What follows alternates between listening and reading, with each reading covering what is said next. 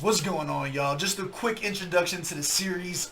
This is my opportunity to chop it up with the GSGang. So whether you're a viewer, you're a content creator, another reactor, an artist, I just want a series where I get a chance to sit down, answer questions with you guys face to face, give you some airtime, and then also the opportunity to use my channel to promote whatever it is that you wanted to at the end of us answering some questions for you. So if this is something you guys want to do, it is going to be an ongoing series. Let me know you're interested down in the comments below. Also, the best way to get a hold of you, whether it's Twitter, IG, email, whatever it may be. And I hope you enjoy it. I try to answer your questions as sincerely as I can, and there's not really any restrictions. So we'll see what people come up with. I'll keep it 100 with you guys, and I sincerely hope you guys enjoy it. And all right, we're on there, my guy. Go ahead and introduce yourself, tell the world who you are, and let's hop into this. This is the first ever GSGang interview. I'm excited about this, man. You know what it is. You know You what it already is. know what it is. Yeah, my name is Tunde Seriki from Lagos, Nigeria. And I joined the GS gang in January this year, and it's been fun ever since. It's been crazy. It's been really crazy. Appreciate Yeah, that. I see your name all over the comments too, man. So I know you've been an active member in the community, and I appreciate that more than you'll ever know, man. It's always been yeah. positive feedback and shit like that. I'm glad you decided you wanted to do this. It's just what I do. When I see something really nice and someone trying to actually do something to change, something, I try to encourage as much as possible. I do have criticism sometimes, but I know how to put it across in a positive way so that everybody takes something away at the end of I'm the day. the So last person to be upset about criticism, my guy. you got it very thick skin and you've shown it a lot of times, so I know. So yeah, the floor is yours. We talked about this ahead of time. Nothing has been off limits. Nothing's been taken off the table. So whatever questions, whatever you guys want to chop it up about, let's get it. Okay. Basically, my questions are gonna, just move around a bit about a few things. Uh, we always like to start up with, who you are, your personality, and the kind of person you are. You seem to have this, you know how to take, the tough times, how to dish it out, how to get it. You like violence, like we all know. Let's So, go. the first question is, what is the biggest lesson that you learned when growing up that has simply worked for you till now? Like, what has been that thing that has you learned when you were growing up that has stuck with you, and you've used it over time, and you've seen that this thing works, and it's been working for you and still works for you till now? Wow, this is not the type of question I was expecting. I got you though. Don't take advice from people who aren't where you would want to be. We live in a world right now where everybody wants to add their 2 cents about everything, myself included. That's kind of like what we do, right? Yeah. Uh, Whether or not you're going to take the simplest way I could do this is like I learned at a very young age. I was affected by relationships a lot. That's why darkroom music and stuff like that really affects me. Yeah. And if you're taking advice from people who are single, you are probably only going to get advice that is going to end up with you being in that same situation. Bingo. You know what I mean? Like, stop taking money and investing advice from people who are broke. You know what I'm saying? Like, and like, this is that essence I learned at I'd say a fairly young age. And it can be applied to pretty much any aspect of life, whether you're talking about the YouTube stuff, whether you're talking about whatever hobby, interest, career it is that you're looking to get into. Not everyone is out to hurt you purposely, but a lot of times people with kind intentions when giving advice are still giving advice that can harm you. So make sure you look at where somebody stands before you start jumping into taking everything they say as gospel. That would be the best thing that I say that stuck with me. Well, is there any experience related to that that you could actually reference, from, like, something happened somewhere that someone gave you that advice and It's gonna sound really stupid, right? But like I said, it started from a young age, and it started with fighting games, right? So like I was getting coached by somebody who was much older than I was on a fighting game that we were playing, right? And I ended up trashing everybody in these tournaments. And it got to the point, right, where I'm like, I like everybody says like respect your elders, right? Like Yes. I get that. Don't I'm not saying disrespect anybody, but respect to me is always something that should be earned. Not All right. every Yes. elderly person like necessarily deserves respect because of their age, right? Yeah. Yes. And I know I wanted this to sound like way more like philosophical than it was, but I was probably like 13 years old, and I started trashing people who were trying to tell me how to play a game, and they were getting their ass beat in it. And from there, it led into relationship advice. My mother was never really good with relationships and shit like that. How the fuck are you gonna give me advice when I'm watching you get abused by men, while I'm watching you go from Oh, guy to guy and stuff like that? So that's probably a little bit more on the deeper, side of yeah. things. Yeah. But that's my point about this piece of advice is that it literally can apply to something as stupid and silly as I was video gaming games, or something as serious as your love relationship. life and the people that you bring around your children and shit like that. You know what I'm saying? It's pretty much universal advice. And it's not discrediting everyone. It's saying like there might be somebody single who's giving you relationship advice and they're way happier being single than you are in a relationship. And they're just going to lead you in that direction as well. Exactly. You just have to make sure that you want to be where they are. Yeah. That's really what it comes down to. It's not saying that one place is better than another because everybody Yeah. has different aspirations for where they That's want to true. be. You feel me? Yeah. But yeah, just make sure that the people who are giving you advice that you want to be where they are concerning that. Okay. Okay. I think I take something away from that. It's actually a very important lesson. I agree. My second question would be, what you started with your YouTube channel, with the GSGang stuff and all that. What would be like, what exactly is like what would be the main achievement for you over time? Like when would you be like, okay, yeah, I've done something with this and I'm glad with what I've done? What would that be? What would that be? That has happened already. If my YouTube got shut down today, I got no regrets. I've literally taken this from a COVID project, from something I did, like something I did because I was home and I had nothing else to do. So I was like, we're gonna start this YouTube thing, and I was all like that at the height of the career so far. Like I have an interview with Breeze, where my favorite rapper in the world is Joe Budden, and I have an interview with the person who like discovered and started to manage Joe Budden's career. We do an entire Oh, interview where oh, he's telling me the stories of how he was discovered and how we go to the label, and I'm just sitting here like just some fucking kid on the internet. You know what I'm oh, saying? And like oh. I'm getting all this. Then meeting Stogie T and everything that's happening in South Africa is fucking insane. We're launching a podcast on Monday with somebody that's in my top 5 rappers of all time. I was on Oh. TV in South Africa for Freestyle Friday. If you would have told me a year ago that I would be on TV in South Africa rapping, like Whoa. how, why, what are you even like, bro? I'm not to toot my own horn, but I've had a number of accomplishments and milestones that we've reached with this channel. And to be honest with you, I don't think it's going to end tomorrow. I think that we are literally just beginning. If you knew my ambitions for what's to come, like a lot of the stuff has to do with the podcast, right? So the podcast is going to be a Pan-African global podcast. And the Okay. idea is not to just have like it be like a South African hip hop podcast, but on the first couple episodes, I'm giving shout outs to people in Nigeria. I'm giving shout outs to people in Ghana. We're getting shout outs to people in Sierra Leone. And we're trying to expose the different countries in a friendly manner to other forms of hip hops from around the country to try and give like more of a united base. That's doing something, right? Like I'm It's always really, going to be viewed as an outsider to the culture. I've yeah, accepted that yeah, from the beginning. You know what I yeah, mean? yeah. But if I can give more to the culture than I've taken, then I consider that to be a huge win. And I feel like I've been blessed with being in an opportunity where I might actually be able to pull that off. And dude, it's fucking exciting. It's super exciting, my guy.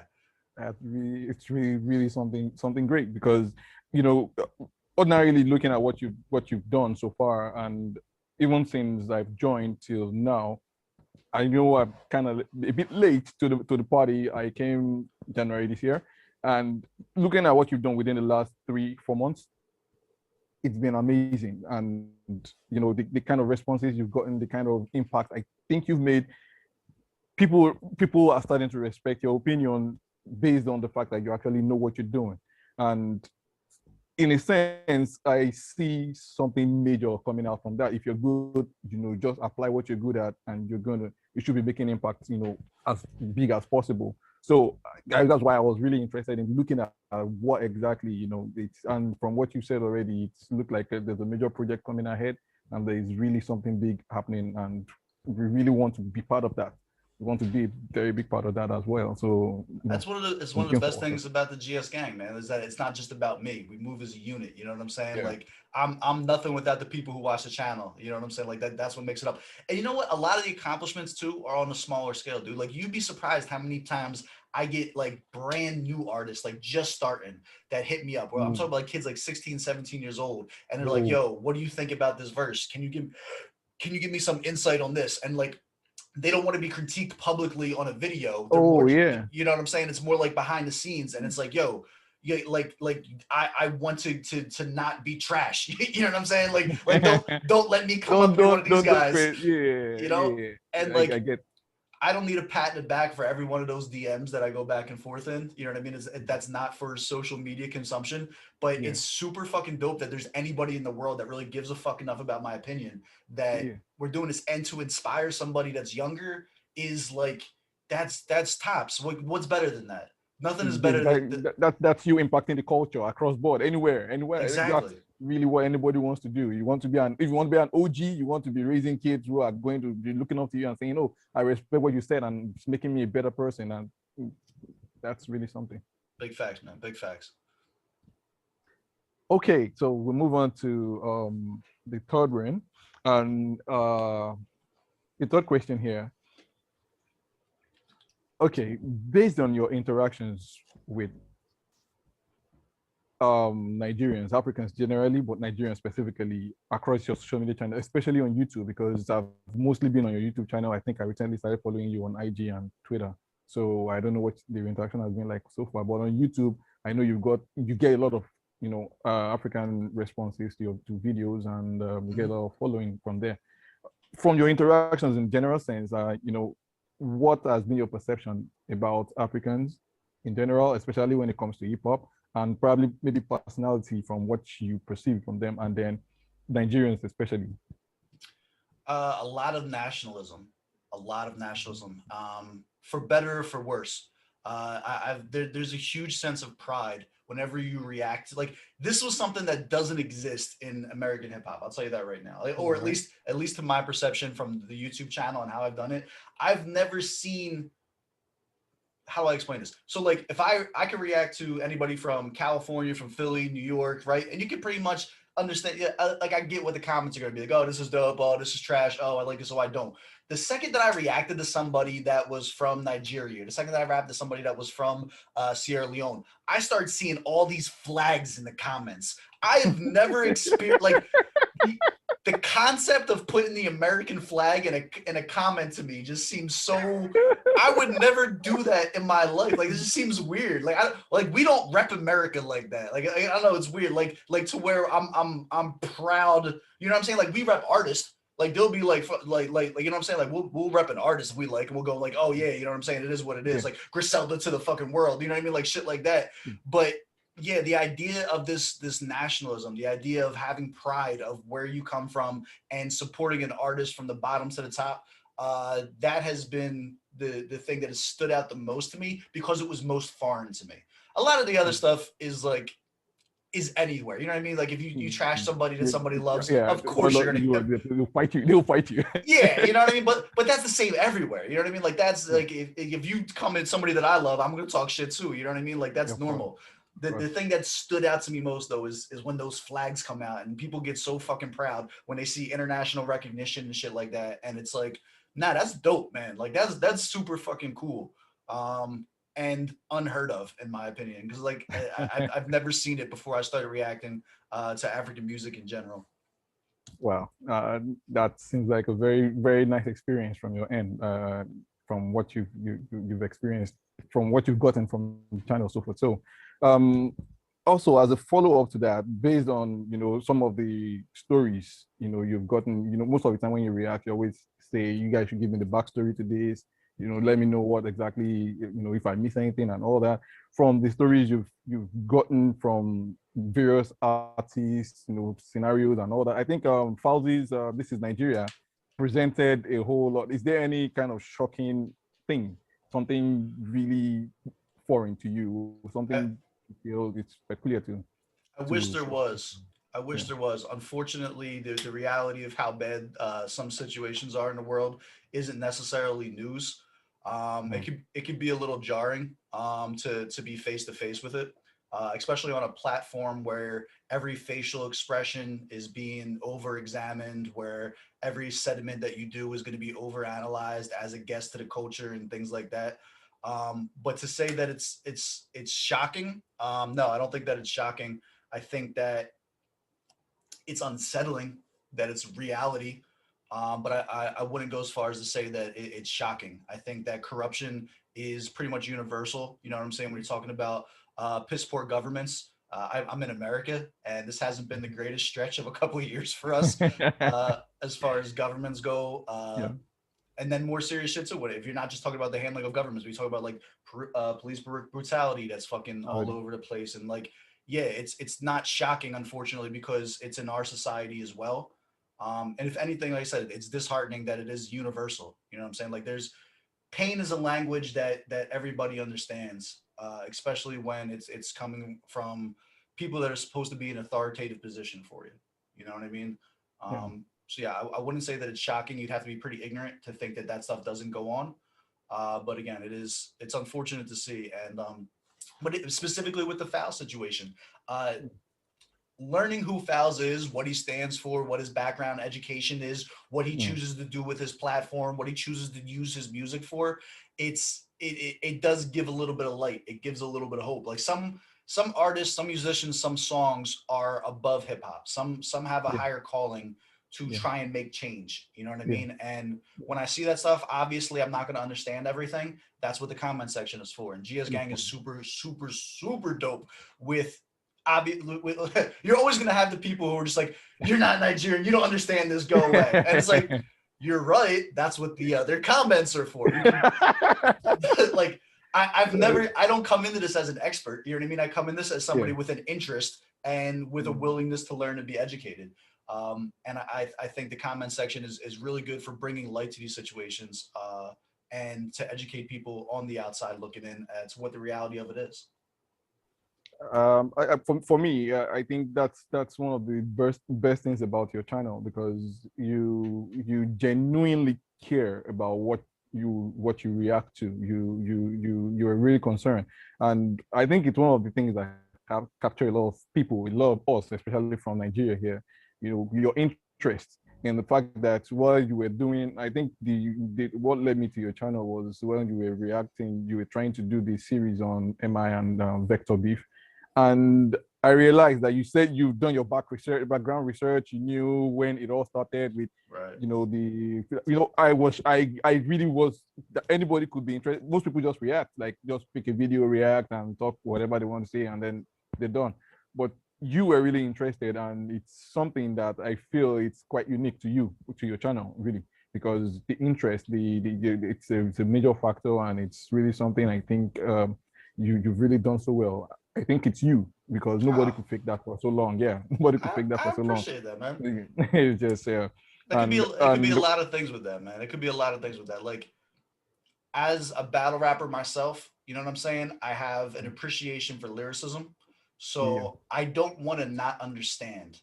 You know what I mean? I don't want to be one of those reactors who are just ignorant to the punchlines because I didn't want to go and understand the people who are involved in the beef. You know what I mean? Or what the connections are between yeah, different slang, different, you know what I'm saying? Like the different yeah, wordplay and shit like that. I yeah, have a genuine interest in all that stuff.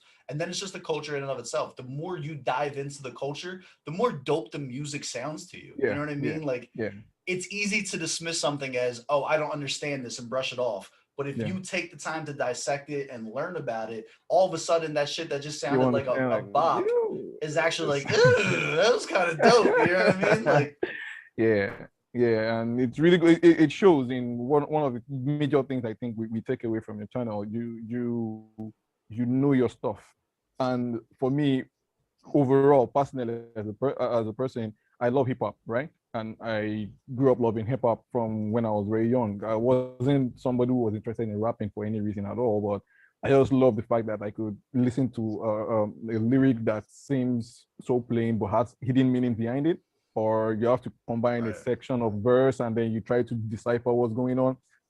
I'm a puzzle person, so definitely I love rap for just that reason. And it grew on me. It wasn't something I studied. It wasn't something I tried to understand, whether point lines or lyrics or all that. So most of what you do on your channel, some of them are new to me. Not new in the sense that I don't know what a punchline is, but I don't. I sometimes I just do it for the music. Let me just listen. The beat is good. Let me just listen to it. But Right. listening to you breaking down why this is a bad bar, why this is a good bar, why this is a dope line, it's kind of new to me. It's like learning hip hop all over again, and that is I for me appreciate that. a very major one. That's really good. So going to the fourth question now, um, are you considering doing music? Probably real music, probably getting featured by Stevie T or someone. Maybe if someone comes up, one of the people you reacted to on your show on your channel says, "Okay, you're a dope rapper. I want to do music with you. Would you go into music commercially?" I have shout out to Hunter Kufis. If you don't know who Hunter Kufis is probably one of the illest fucking rappers alive right now.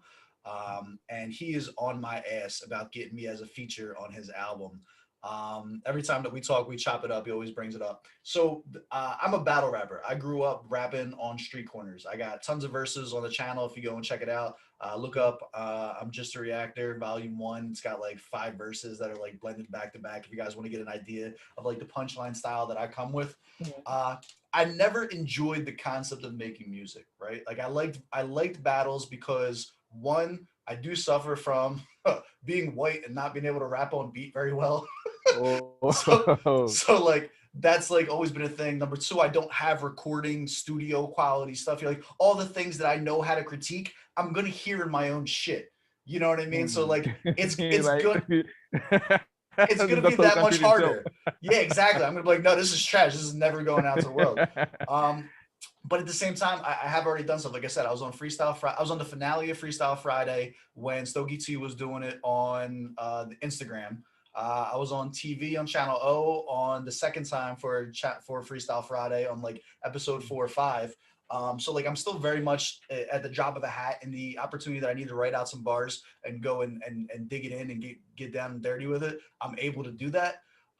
As far as being on a record, as far as recording and stuff like that, I think my peers are probably going to force me to do it at some point because these are people that I respect and like I can't turn down these type of you know what I mean opportunities to be features on these things, and they would never let me fail. You know what I mean? A Stogie T feature song or a Hunter Kufi's feature song, like they're never gonna put something out with me sounding like a fucking idiot on it.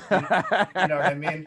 So you're Um, gonna be yeah, you got that kind of guide to make sure that you don't fail on your music. Yeah. exactly. But yeah, if it's up to me, no, it'll never happen. If it's up to my peers, I think it's inevitable. So you can take that for what it's worth. So we should expect something soon because we're going to probably hunt Sogiti to try and get you on something, whether we like it or not. We just want to hear you do something, something but real good. well, what's interesting about that is I don't think I can make the type of music that I like to listen to, and that's another reason that I haven't dove into it. Like when I But try to go ahead. but but then at the end of the day, what you've understood so far with your critique of music is that people like their music. When they like you, they like your music. When they like Right, your music, that's you, and you do it for those people. You do it for the people who really right, want to right, hear you right. on the track. Even if sometimes you might not like your music, but do it for the people. I agree with that. I think more importantly than that though is you have to like your own shit. Like you have to be your biggest fan at all times. Yeah, You know what I mean? obviously. Yeah, I understand Um, that. I want to if I do it, it's going to be very very clean. You know what I Yeah. mean? I need to be able to score at least an 80 on my own scorecard. If I can't do at least an 80 on my own scorecard, there's no reason There's for me to no. jump into it, man. Yeah. Well, really, I'd really love to hear you on the song. Probably, We'll in see. any We'll of see, the man. others. Yeah. It might be happening sooner than you think. We'll see how it goes. All right then. Okay. The final part is something I wanted to get you. You've actually run away from a lot of times. And I said if I had an opportunity to ask you, I'm going to make sure that you give a straightforward answer to. Um, you never like to rate rappers, right? You always said this thing is subjective. It's something like, if I say my favorite, the big greatest rapper of all time, it's always subjective because of what you know. And personally, I feel you are in a kind of unique position because you understand music theory, you understand the lyricism and hip hop, you understand punchlines, you understand most of the basics. So I feel somebody like you could give, a proper ranking on probably the rappers you've heard, at least that's what we can work with. The rappers you've heard, who will be in your top 10 greatest of all time? One.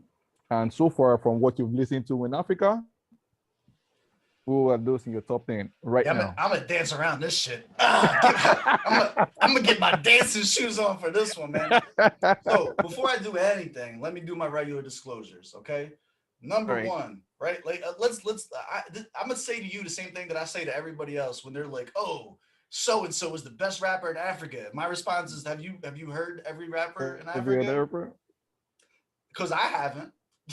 You know what I mean? Like, Well, I quoted this that those you've heard from those you've right. heard. From those that I've heard, put it this: Stogie T is in my top 5 of all time. Top 5 Okay. all time. Period. No country borders. No anything like that. I have him as like number 3 of all time. Right. Whoa. But he doesn't have the music that I listen to the most. I listen to Flame more than I listen to Stogie T, despite me having Stogie T as a better rapper and overall lyricist, because being the best rapper or being the less lyricist doesn't mean that you make the best music or the Best most music. catchy Yeah. music. You know what I mean? Yeah. Like, there's different That, lanes. that's why I really want you, based on the skills, based on the lyricism. Yeah, that's what I want to hear. Not, I don't want to know who make the better music. I just want to know from your technicality aspect. Got you. Well, See, just this give is a me. good Yeah, conversation because yeah, the more parameters you put on it, the more yeah. specific you get, the more genuine and honest of an answer that you get. Exactly. You know what I'm saying? That's what I want. That's what I wanted to really hear from, at least from so far from what you've gotten. I know you reacted to enough rappers to actually have a top 10. So Yeah, no, I don't have a top 10. It's always changing, man. Like, look, there are some artists that I know are super fucking dope, but I don't know enough of their catalog okay. to be able to back up a conversation. Like, for me, the number one lyricist of all time, period, bar none, is Joe Budden, right? And the people who don't agree with that, I often say you probably don't know his catalog. You probably Hmm. know the Pump It Up, the Fire, the commercial hits, but you've never listened to the Mood Music series. Like, Hmm. and for me, that music got me through a really dark time in my life. So there's always going to be a particular bias there because Yeah. I related to it. You know what I mean? It affected Yeah. me. And that same way, there's any artist that you can get. You know what I mean? Like, there's going to be cats out there who their music got them through tough times. When their life was falling apart, they had them on the headphones while they were on the bus, and the music just hits a little bit differently to them. So there's always going to be that type of implicit bias. As far as like skill goes, Yeah. there are plenty of MCs that I would big up, right? Like, Royce the 5'9" is fucking incredible with the fucking Yeah. pen. Stogie T Yeah. is fucking incredible with his pen. But then you have cats like King Los, who I'm just getting familiar with. You know what I'm saying? Where I can't put him on a list because I've heard 3 songs. But the 3 songs that I heard, he was a fucking monster on. You know what I mean? Like, Whoa. it's really difficult to do that. I think like someone like Montana 300, amazing, catchy, but some of the stuff is purposely cheesy. He's got a very MI feel to him. You know what I mean? Like, Oh. you're gonna have like cheesy lines here and there just to make you Yeah. Just smile and to shit like spice it that. up. Yeah. Like a Montana 300 and MI Abaga collab would break records. I think you would have Whoa. people's heads explode because stylistically, their music theory isn't the same, right? They both sound very differently, but the Yeah. creativity behind their pen game is very, very similar, and I think it would complement each other very, very well. But then look at somebody like MI too. Like, if you're talking about like specifically like Nigerian bias, right, Yeah. or Nigerian bass, if we're just talking about like lyricism, it Yeah. depends on what you heard. Because I've heard shit from MI that was fucking terrible, and then I've Yeah. heard shit from MI that like left me stunned with my mouth dropped. Like, yo, this was fucking everything. You know what I Yeah. mean? Like, Yeah. ironically, that was a good song. But like, I it I haven't heard catalogs. I can only speak on top tens when you've heard somebody's catalog to really know what they're capable of. Because I don't think catching one dope track makes you a top lyricist. I don't think Mm. that, you know what I mean, like having one good verse, you know what I mean, makes you a top lyricist. And then you got cats like youngster CPT, right? I have young. I don't know if I'm allowed to put this out yet. Yeah, and fuck them. It's my channel. I'll do what I want. Stogie T has me voting. So they in South Africa they do verse of the year, and Okay. he took like the top 20 verses, and him and I got on a 3 hour Zoom call, and we broke down all the verses. I picked out my top 10 from the 20, and then we organized the top 10 and what we thought, right? And like in that I had youngster CPT as having the verse of the year for 2020, and Mm. it wasn't close, you know what I mean, for the Wow. ones that we picked from. Now, does that mean that those were the top 10 verses of the year? No. I mean, there's probably a lot that were super fucking dope that weren't That even we're in mentioned. the yeah. You know what I mean? Like, I didn't get a chance to go and review them to where I would may have, you know, pulled others out and put others in. There's, Mm. it's too, anyone that gives you a definitive top 10 as far as greatest of all time, I think is just not putting the thought process into it. You know what I mean? That's why I prefer favorite. You know what I mean? That's why I prefer like, what are your favorite of all time? What are your personal, you know, which music do you relate to? Because even the people that I like, bro, I probably haven't heard all their music. You know what I mean? Like you could have right now an artist that you're thinking of look like Jesse Jags. Like holy shit. Like I went from having no Nigerian music in my playlist to me having a decent amount of Nigerian music in my playlist. So if you would have asked me a year ago, you know what I mean, to rate any of Mm. these MCs, they would have been in the fucking conversation. I'd be like, what the fuck are you talking about? I've never even heard any. How could they be good if I've never heard of them? Right? You know Yeah. what I mean? Like Yeah. brush it off. And that's a piss poor way of thinking. You know what I mean? I prefer you and I to sit here and discuss like who do you like listen to? This is who I like listen to. All right, cool. I think this person's better than this person. Now we can have a conversation because we're specifying it, right? So now it's like, Right. cool. Here's 5 tracks from him that I think are dope. Here's 5 tracks from him that are dope. Let's break them down. What makes this person better? What makes this person better? You know what I'm Mm. saying? Because take it a step further. When you start talking, you want to talk technical aspects. You want to talk like lyricism, shit like that, right? There are artists out there who can scheme like a motherfucker and have the Mm. illest schemes in the world.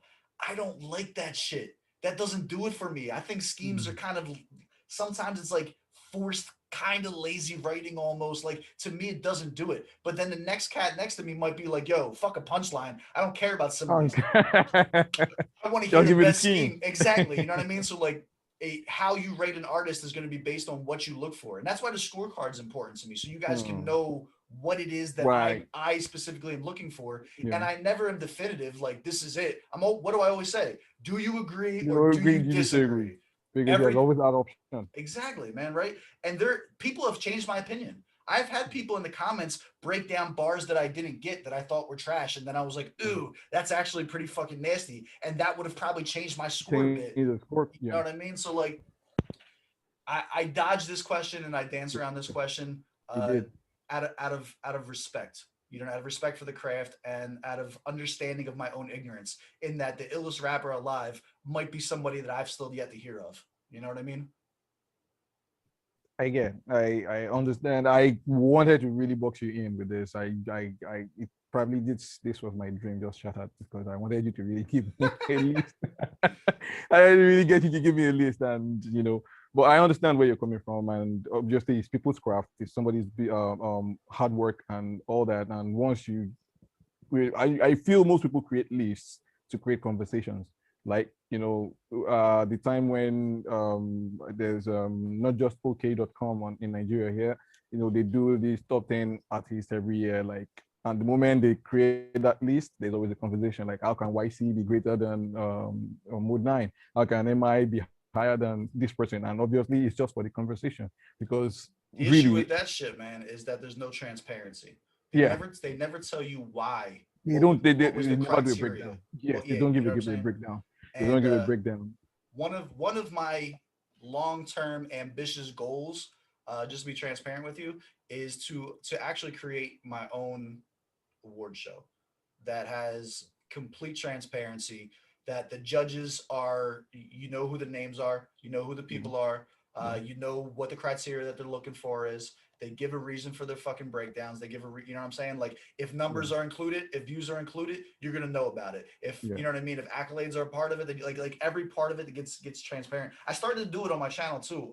If you look at I get a series called the GS MVP Awards, right? Yeah. I think I saw some of that. Yeah, The problem is they wasn't getting any traction. That's the only reason I stopped doing it. Like it's a lot of work to make the video, and no one was watching it. No one had the interest in it. So like the work to payoff ratio didn't make sense. You know what I'm saying? But as my platform gets bigger and as I continue to grow this intelligently, even if only a portion of the people are doing it, eventually that portion is going to be large enough to make a difference culturally. And that's the goal. The goal is to do intelligent marketing right now until we get big enough to make the type of impacts that we want to make. And I think we're on pace. I think we're way beyond pace, man. I think we're way beyond pace right now. Yeah, it's been a really phenomenal growth from when I've joined actually, because I knew how the numbers just blew up, and it's really worth it because of what you do, the work you put in, and the time you put in, the knowledge you put in is amazing. And you deserve to really, you know, get to to really explode, if I would say that way. Man, if I knew this was going to be so positive, I would have did this interview way sooner. So, I think I've exhausted my questions. Well, a bonus question: do you've been to South Africa, right?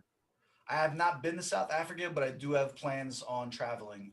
Okay. And I may make a few stops. There's a couple things that I would like to do as far as traveling throughout the countries. But with that being said, I want it to make sense. I don't want to go for sightseeing. You know what I'm saying? I would love to catch like a show, like a concert from artists that I fuck with, to be able to go and show love and experience it for myself, what it feels like to be there in the energy. You know what I'm saying? I don't want to go and stare at old buildings. That's not really my twist. You know what I mean? All right.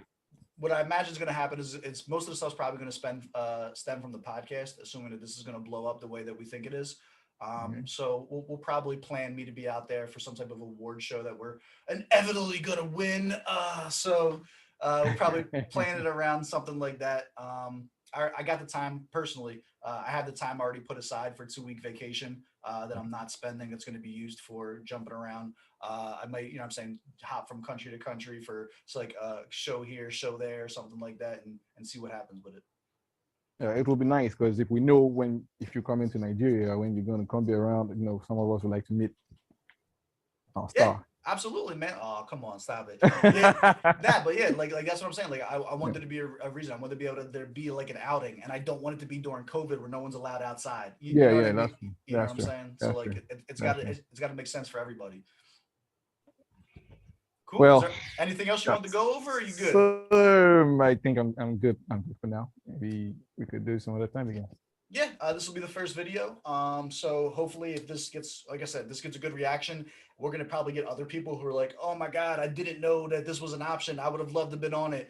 And then that'll give birth to, you know what I'm saying, a new interview series where I interact with you guys.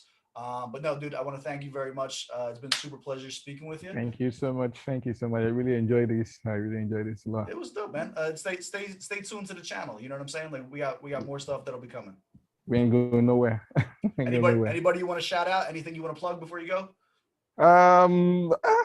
Well, just shout out to my cats out there, my people. You know, I've been following this channel for a while. I've sent it to a few of my friends to just check it out, see what you're doing with your music, and I hope they get to see this and you know they become part of the GSGang.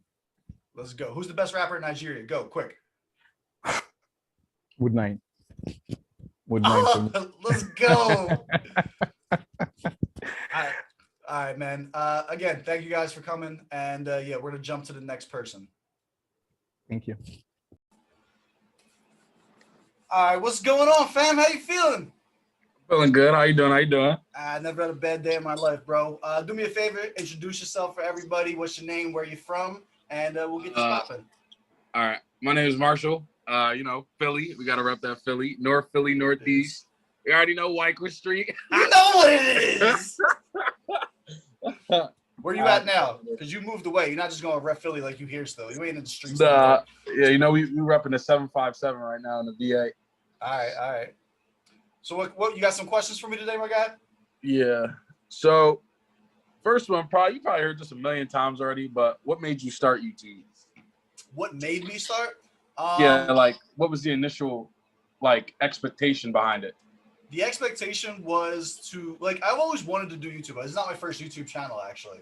I used to do Okay. it just like strictly with rap, and I used to stream like the Binding of Isaac and video games and shit like that. Oh shit. Okay. So like I did that with like no measure of success. I think I had like 162 subs total on like a smaller account. And Yeah. I never took it serious. You know what I mean? Like it just I upload it whenever I want to. This was a product of the pandemic.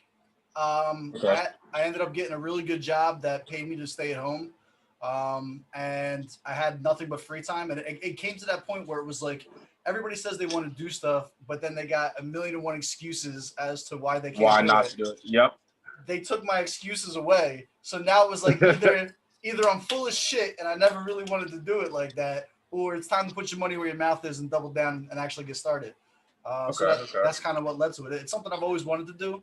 It didn't start out with reactions. Started off with doing motivational speaking, a lot of the old school Gray Square meetings and stuff like that. I got like the meeting and shit. Okay.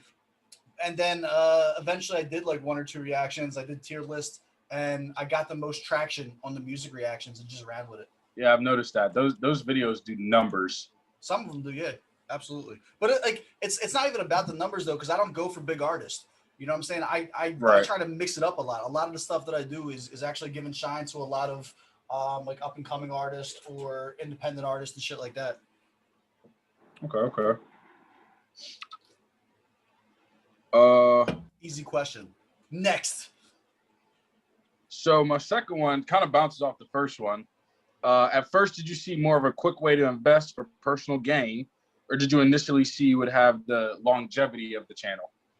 My original plan was, and I think I'm on record of talking about this on a few different places, but Landon Atkinson, vice president of Gray Square, and I were actually chopping it up, and I told him that I had a 2-year plan to reach 1,000 subs.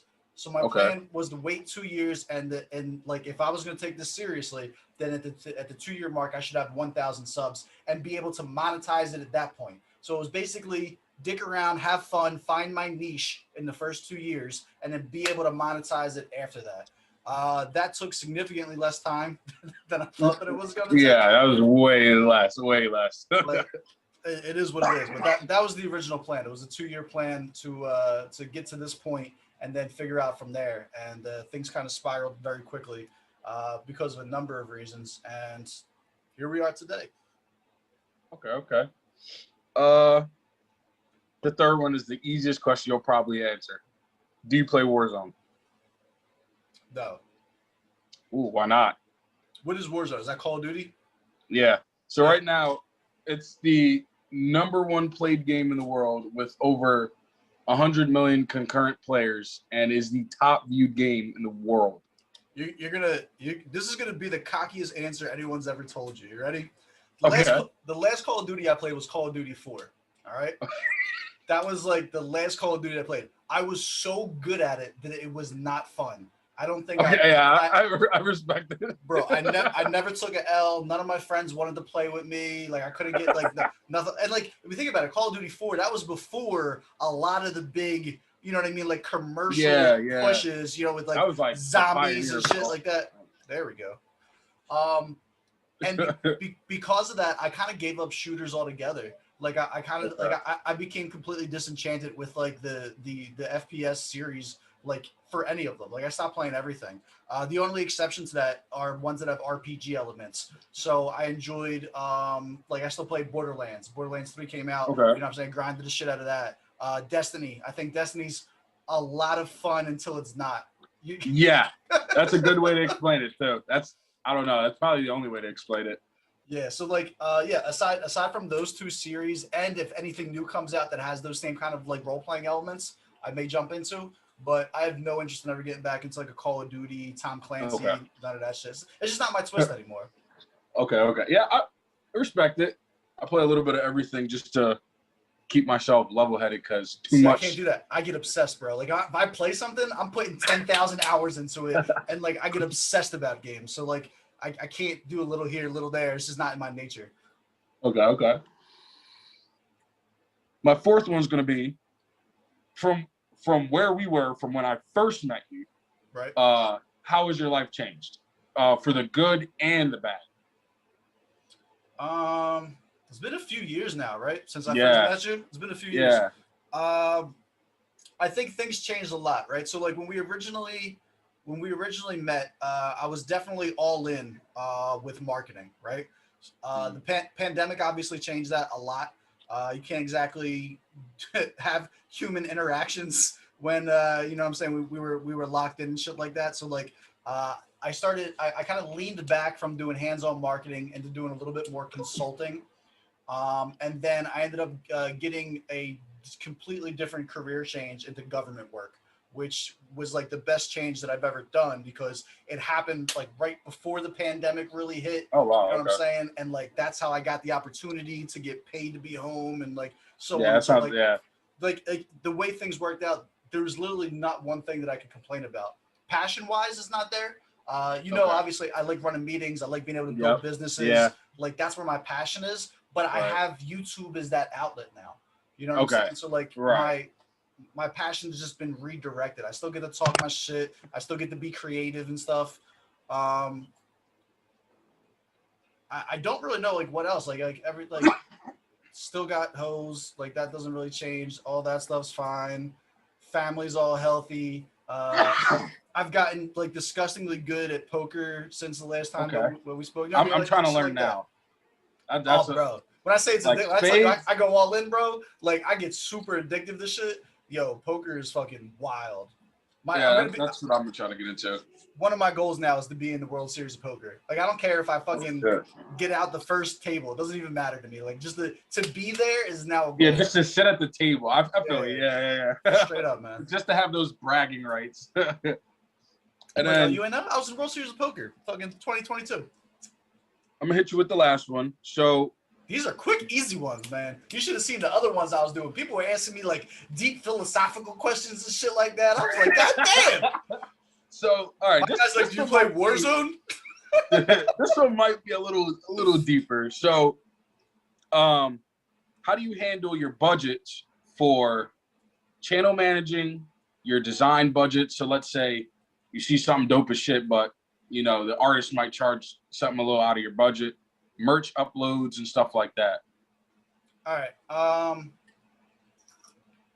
I run very minimally. I think most of like I've definitely profit way more than I've put into any of this. So like even if I were to like any advice that I would give would be like number one, just start. Doesn't matter, like as long as you have the bare minimum shit. You get an $80 fucking. I'm using an $80 Logitech webcam that I've created this entire fucking thing off of. I did update my microphone. I've now got like a $150, $200 Fox 2 microphone. I forget the fucking thing that it is. But aside from that, bro, like everything's super basic. My PC died when I first started, so I ended up buying like a fucking pre-built $600 PC off of Amazon. Bro, if you looked at the specs of my PC, you'd kill yourself. It's fucking literally, I'm running off the fucking bare minimum shit. And the money that I started making back between donations from live streams, Google AdSense, I did $100 investment off of Fiverr to get my merch shop up and running and stuff like that and have all the designs created and put together. I ended up getting that back in the first week. You know what I mean? Like this, none of this stuff has been crazy investments. Will I eventually upgrade and shit like that? Yeah. It cost me $50 for my lighting system. I don't even know how much the fucking new backdrop cost. I think it was like $30. Like, bro, like I'm not using anything majorly expensive. You could save up like 2 checks and be able to buy my entire stuff. Honestly. And I think that's like one of the most important parts because I know I myself, like when I do go live, like everybody sees my specs and they see the shit I use and they like must think I'm Bill Gates' son or something. And it's like this shit, like I work over time for that. Yeah, you know what I'm saying? Like I started out with like the shittiest stuff and now I have good stuff. But look So at I what you think that look is at what the you point. do though. Like I couldn't game with this PC. You know what I mean? Like the content that you're looking to put out Yeah, is what's gonna dictate yeah, those budgets and shit like that. Like for what I do, bro, I listen to fucking music in my headphones and I critique it. Like this isn't Yeah. fucking rockets. Like how much investment do I really need for this? Some things that I have thought about investing in, like I got really lucky in that artists fuck with me. So like Okay. the interviews and shit that I have, I've not paid a dime for anything. Oh wow, that's cool. But I did look into it, right? So like Pat Stay is a battle rapper, and I'm not gonna put his financial stuff out there and stuff like that. But like in order for us to go and chop it up and have an interview and stuff like that, he gave me the numbers that he charges for interviews and shit. So like it could get expensive if I decide to go that route. But up until this point, I haven't had a need to do that. A lot of the artists that I fuck with are just willing, like off of the strength, you know what I'm saying? To get the promo and stuff. I think that's cool. Yeah. Yeah, dude, bro, it's fucking mind-boggling. Okay. Yeah, because the reason I brought up that last part is because I know a lot of people struggle with I guess you could say overall channel management, and a lot of people always think that they need more than they do.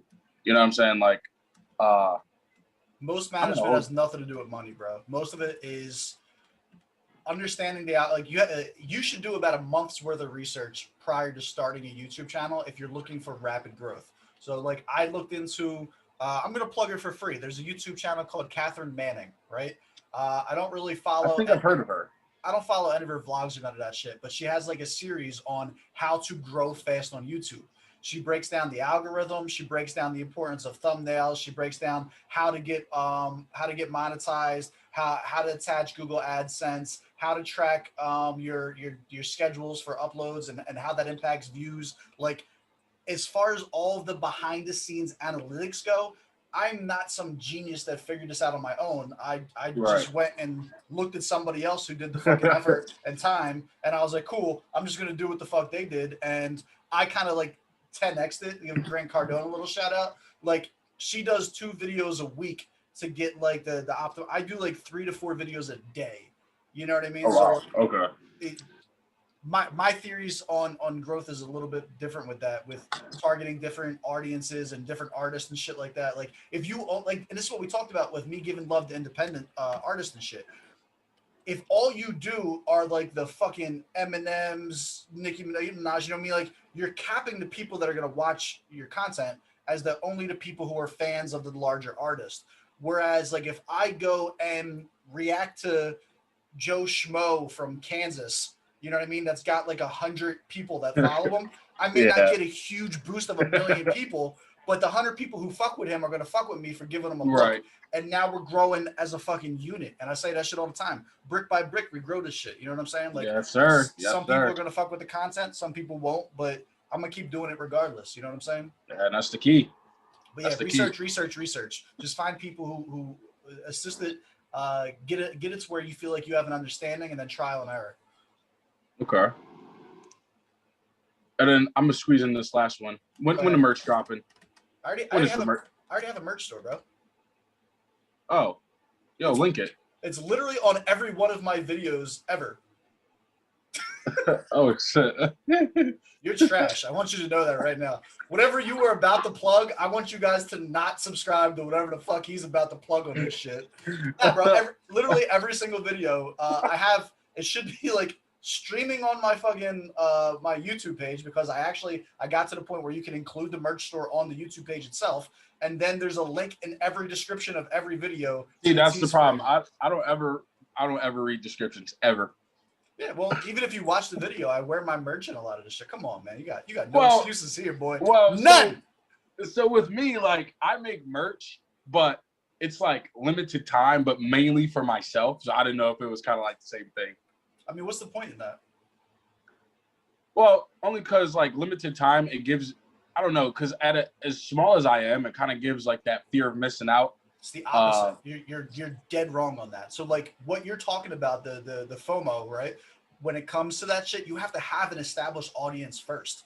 You don't want 100 subscribers and then be like, you got to go and get this. Like you want to have merch available for everybody for the extended period of time. Once you have an established base that already fuck with you, that have a history of buying merch, you collect their fucking collect their email addresses every time somebody makes an order, make an email list, send it out to the email list of people you already know have a history of purchasing merch for you, and drop a limited series at that point for those people, and then anyone else that wants to jump onto it. Otherwise, Okay, yeah, because I do have this like makes sense. public Like stuff. you got like I have 30, public 30 stuff, days but to buy some shit, and they're like, nah, I'm good. Yeah, I know my public stuff isn't as good as some of the limited stuff I bought, or I said bought, made. I know I haven't made much limited, like probably like 3 designs. And I kind of just threw it out as limited just to see if people would fuck with it. And like people were buying like hella stickers, shirts, and I'm like, oh, I guess people fuck with it. Yeah, now imagine if you just had that up all the time for people to go and grab. Yeah, yeah. I mean, also keep in mind, I'm still a relatively small channel. You know what I mean? Like, Right. like my marketing techniques and my mentality around how I'm doing things might be the greatest thing in the world. It might be you might find somebody with twice the size of me that tells you that what the fuck I'm saying is talking out my ass. You know what I mean? I can only Right. speak from my specific Right, your own unique experience, understanding. right. You know what I mean? Yeah. So take it with a grain of salt always, but that's my understanding of it and how I plan to do it. You know what I mean? When I hit Okay. I hit 100,000, you know what I mean? Like at that point in time, I'm like, look, here's a fucking limited time hoodie. This is your chance to get it. You know what I'm saying? Yeah.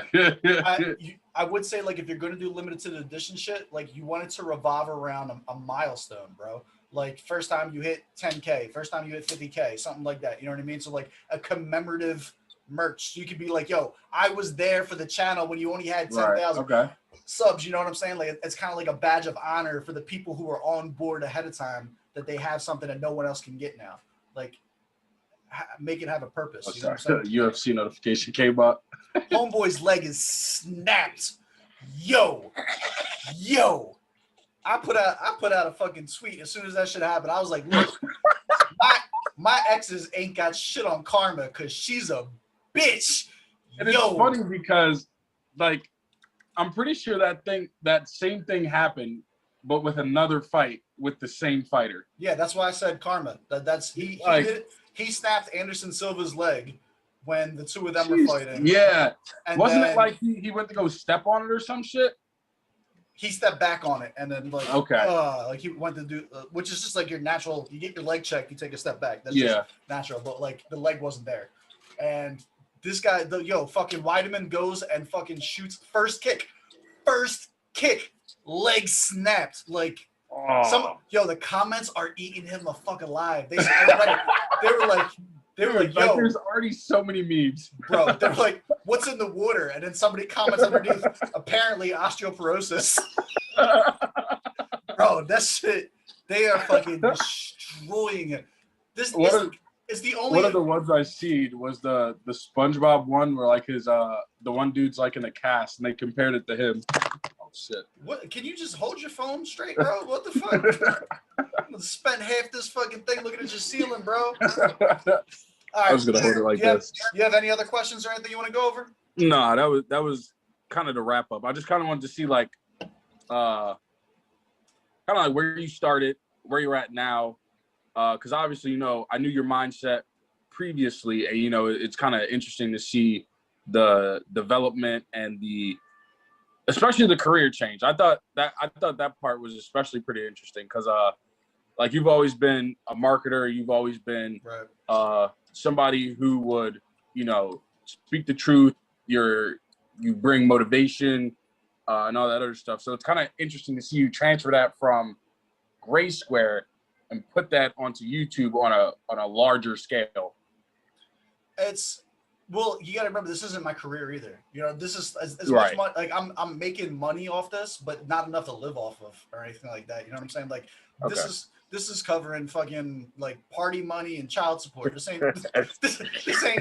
ain't car payments and house notes. Like there's levels to this shit. Right.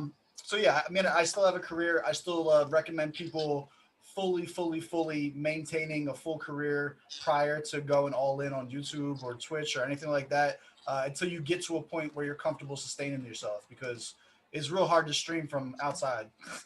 Hell yeah, I feel that. Cool. What do you want to plug? I'll plug my Twitch. You know, Woofy FPS. Wolf with a Y. FPS. You already know. Big Wolf. Woofy is like the #1 Pokemon VGC streamer in the world. You're gonna get him all the fucking. They're gonna find out. They're like, who the fuck is this Pokemon guy? I either get the #1 thing I get is Woofy raps, and it is so annoying. Like they just see the name and they're just like, "You're that guy from YouTube," and I'm like, "Unfortunately, that's not me." I kind of wish it was. He's rich as hell. I've never heard of him. Maybe I'll look him up. Yeah, he used to rap like a long time ago. He gave it up for like vlogs and like weird challenges. Now he's back into rapping. It'd be like that. Same here. Yeah. Yeah. All right, follow my guy on Twitch. Anything else you want to plug in? Wyco Street, you know the vibes. You know what it is. All right, my guy. Be easy, man. All right, same to you. Go. All right, I'm being joined today by Teppy Wonder. What's going on, love? How you feeling? I'm good. How are you? I never had a bad day in my life. Yeah, okay. Looking for no stories, no story time. What's going on? How you been? I am good and busy over trying to keep up with my web show over here on Facebook. Head Nerds in Charge. Got my little t-shirt on. I see you, boo. Okay. Oh, we're gonna do numbers on this one. Let's go. Listen, if you've ever watched Head Nerds in Charge, you know my titties are my favorite part of my body. So. I can't. It doesn't get the same effect over here. Listen, you got to keep it up in the gym, boo. You keep it up in the gym, you can get like The Rock. Like that's true. I just start streaming with my shirt off. That could be like a million subscriber bonus. We just started doing nude streams. Yes. You got some questions for me today, love? I do, representing the GSGang today. I'm so excited. Actually, very proud of you and mad jealous a little bit. Not even going front, sir, because you just passed what? 17,000 subscribers on YouTube. No, we should be at 19,000 probably by the time this post at the end of the weekend. Get the F out of here. So one, I guess that's going to be my first question. One, why did you pick YouTube as your platform, and how do you feel? Obviously, it's been very successful for you. So tell me a bit about why you chose that platform and how it's been going for you, how it works for your brand. I don't know why. I don't have a great answer for that. Why I chose the platform. I mean, I watch YouTube a lot. I don't know what other platform that I would be able to do this on. Okay. Like I don't have a Twitch account. I've never seen Twitch before. So like, I'm not familiar with it. So like trying to go from something I've never used to being a content creator on, you know what I mean? That's a big jump. You know what I mean? Like at least with YouTube, I'm familiar with how YouTube works prior to getting into it. And I've been watching YouTube videos my whole life. It's not the best answer. It's not the most creative answer in the world, but it's God's honest truth. I went with what I was familiar with. Before doing this, like I didn't use Instagram or nothing like that. Like I didn't use anything else. I was like basically very, very low key prior to starting YouTube. So like this is what. Are you on Instagram? I'm gonna follow you. Yep, I'm on IG, Twitter. I have my own Discord. Everything started taking off, but it all started with YouTube. Right. Okay. And how did you navigate the pitfalls of success? Because we Head Nerds in Charge, we've got a huge audience over on Facebook. But admittedly we are finding it hard to like cross over to other platforms. So tell me about how, because you've been really successful in a year to hit like 5-digit subscriber numbers is amazing. Oh, I appreciate that. Yeah. I'm not sure which pitfalls you really want to get into. I don't think I did anything special. A lot of it is trial and error. We just launched. Tomorrow will be the official launch, but so I got together with like one of the biggest MCs in South Africa, Stogie T, and the pristine Queen Aziza. Shout out to her. PQ runs one of the best hip hop radio shows in all of South Africa. So like getting in with people who are super fucking dope and talented like that has definitely helped like jump around subscriber wise and just viewership just based off like the title. Like it started off just showing love to individuals start showing love back and the viewership grows that way. It also depends on what the content is. Like my job is super easy.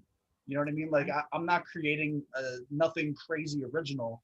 You know what I'm saying? Like I'm Mhm. reacting to videos, and like for instance, if you're talking about like how to grow viewership and stuff like that, if I only ever reacted to one artist, your audience is only ever going to grow with the people who are aware of that one audience, right? Right. So like one of the ways that we manipulate around that is by reacting to a bunch of different artists, regardless of how big or small they are, and then you kind of garner their fan base based on their fans wanting to watch your reaction to their stuff.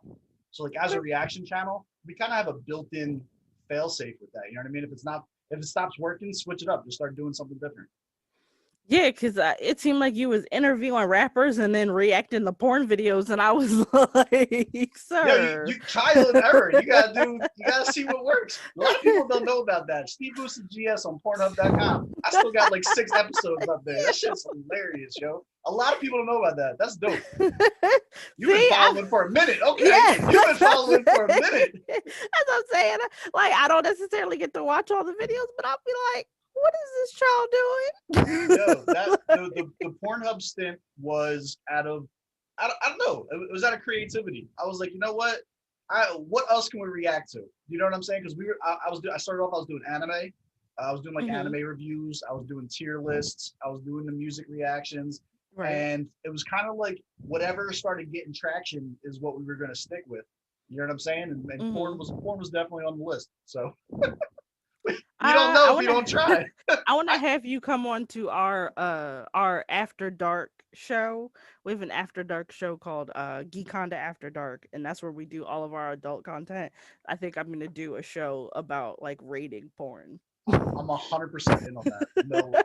No questions asked. Time and place. I'm 100% in. But yeah, it's all trial and error, to be honest with you. And I can't speak on. I'm not super successful on any platform other than YouTube. You know what I mean? Because I don't stream anywhere else. Like on Pornhub, I got like 1,400 followers, but That's dope. I don't know fucking why. They thought that what you had to say, they thought you gave a riveting Right? critique. I thought I was gonna get tried. I was so nervous about it because like you can't really speak ill about people's bodies or people. You know what I mean? Like Yeah. it's such a sensitive topic and shit like that. So like trying to make it entertaining and comical, but still give your opinion on stuff like that. That's why I didn't do it by myself. I made sure I had a female in the video with me. Just the onset, you can't be the onslaught. Oh no! In cancel culture today, you can't just be some lone white dude criticizing what other people do. Nope. Especially not going through different categories on Pornhub. That's just, you'll be canceled before you even get started. I might have to edit this whole part out there. Now that I think about it, we might not be on Pornhub. That might not have never did that. Nah, I love it. Stick with it. So how do you get your interviews actually? Because I was like, okay. I find that thinking outside the box works a lot for me. So we're in like that black geek, like blurred anime, like nerd, like geek sphere. That's our main audience. So you got to kind of think outside the box because there's not a lot of huge stars, and then the ones that are practically like they're literally like A-list celebrities. So you got to try and like navigate around and see, okay, who would actually talk to me? One, and then two, would this person actually benefit my platform?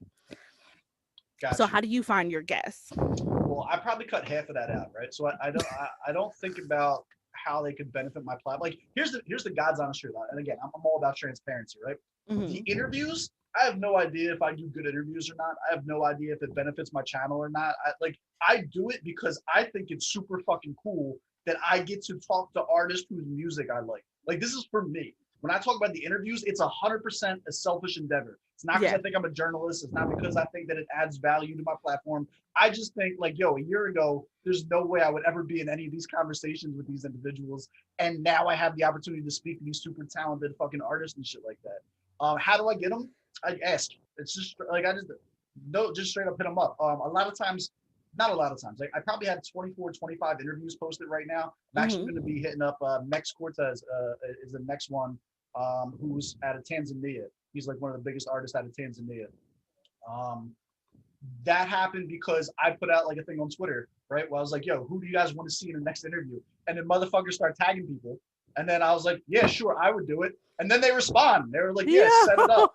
It's very, very direct and straightforward. I That's don't so awesome. Maybe we need to have African rappers on the show, like if it's that simple. just go for it, man. Or and, like honestly, even if you're talking about like in like the artwork community and stuff like that, like if you haven't just tag them and ask them and then have your followers do the same, you never know. It like literally could be that simple. And then once you have an establishment, like now I have 25 interviews in. You know what I mean? So there's a precedent. It's not like people are just interviewing with somebody who's like starting something that's never been there. They can see the format. They can see that it's not like a trap or nothing like that. That it's just real conversations to post the I'm sorry, to promote them and shit. And now that there's a precedent, I think it's a lot easier. Now I have a little bit more pull and shit like that as the channel grows. Yeah, no. Like that's nothing to scoff at, and I actually think that's like really cool because stuff like that just like kind of like reminds me that it's not, it don't always have to be hard work and it don't always have to be a struggle. It could literally be as simple as, hey, you guys suggest who I should interview and we go from there. If they say yes, they say yes. If not, we moving on to the next thing. One thing that I do hold true to with this though, this is interesting because this came up in a conversation yesterday. I don't know if you watched, but I posted like a behind the scenes Zoom call diaries episode for the podcast, right? That's like the us chopping it up. And after that, so I asked Stoke because I did an interview with Speaker out of South Africa. Shout out to Speaker, and he does like a ciphers and shit like that. He's like, yo, I would love, if I could get Stogie on the ciphers, that would be like one of my dreams, blah blah blah blah. And I was like, I don't know if we'll do it. I'll put a word in, but like I don't determine what any other person does or doesn't do. You know what I mean? So like it led to a good conversation because like I don't use my friendships or relationships that I develop with artists to get access to like, you know what I'm saying? Like I don't leverage his celebrity in South Africa to hook me up with other artists. So every single interview that I've ever done has been off the strength of people fucking with me or not fucking with me. You know what I mean? It's one of the, either they want to do it or they don't do it. It's never been like I got connected with somebody else. So like I think that there's understanding that the relationship is valued for what it is and not that I'm using somebody's celebrity. You're not doing it to get something from them. You just a fan and you're super appreciative. Facts. And of always it. a fan first. Always a fan first. You know what I'm saying? Yes. And I find that's also really true because we've interviewed Phil Lamar twice, and I think the reason he actually just really jobs with us because we're such huge nerds. Just such big fans of him. Like I have a picture on my desk at work of me, my son, and Phil Lamar. That's awesome. Who's Phil Lamar?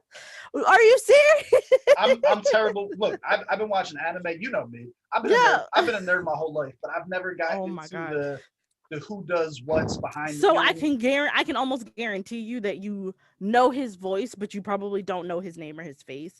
So Phil Lamar, he was the skinny black guy on Mad TV, like part of the original cast. Okay. He does a lot of voiceover work. He did the voice of I'm looking him up now. John Stewart in the Justice League, the Green Lantern. Okay. I would never know him by that's name. what I'm saying. That's the name. big one that most people know him from is John Stewart from the Green Lantern. He also did who's the chunky black character on Futurama? He did his voice. The glasses. Yeah. I have no idea what his name. I haven't watched Futurama in so long. What an underrated show though. Shout out to Futurama. Right. So he's done him. He's on Craig of the Creek. He was Samurai Jack over on Cartoon Network. That's huge. Yeah. Tell him I said what's up. So you can get me an interview with him. I'm good. I've known you long enough that I can leverage our friendship into some relationship. Let's go. Listen, I'm telling you, literally Phil Lamar is one of the dopest, like most easygoing people that I think I have ever met for the most part. And he jumped in on our live stream like 2 weeks ago from our Head Nerds in Charge page.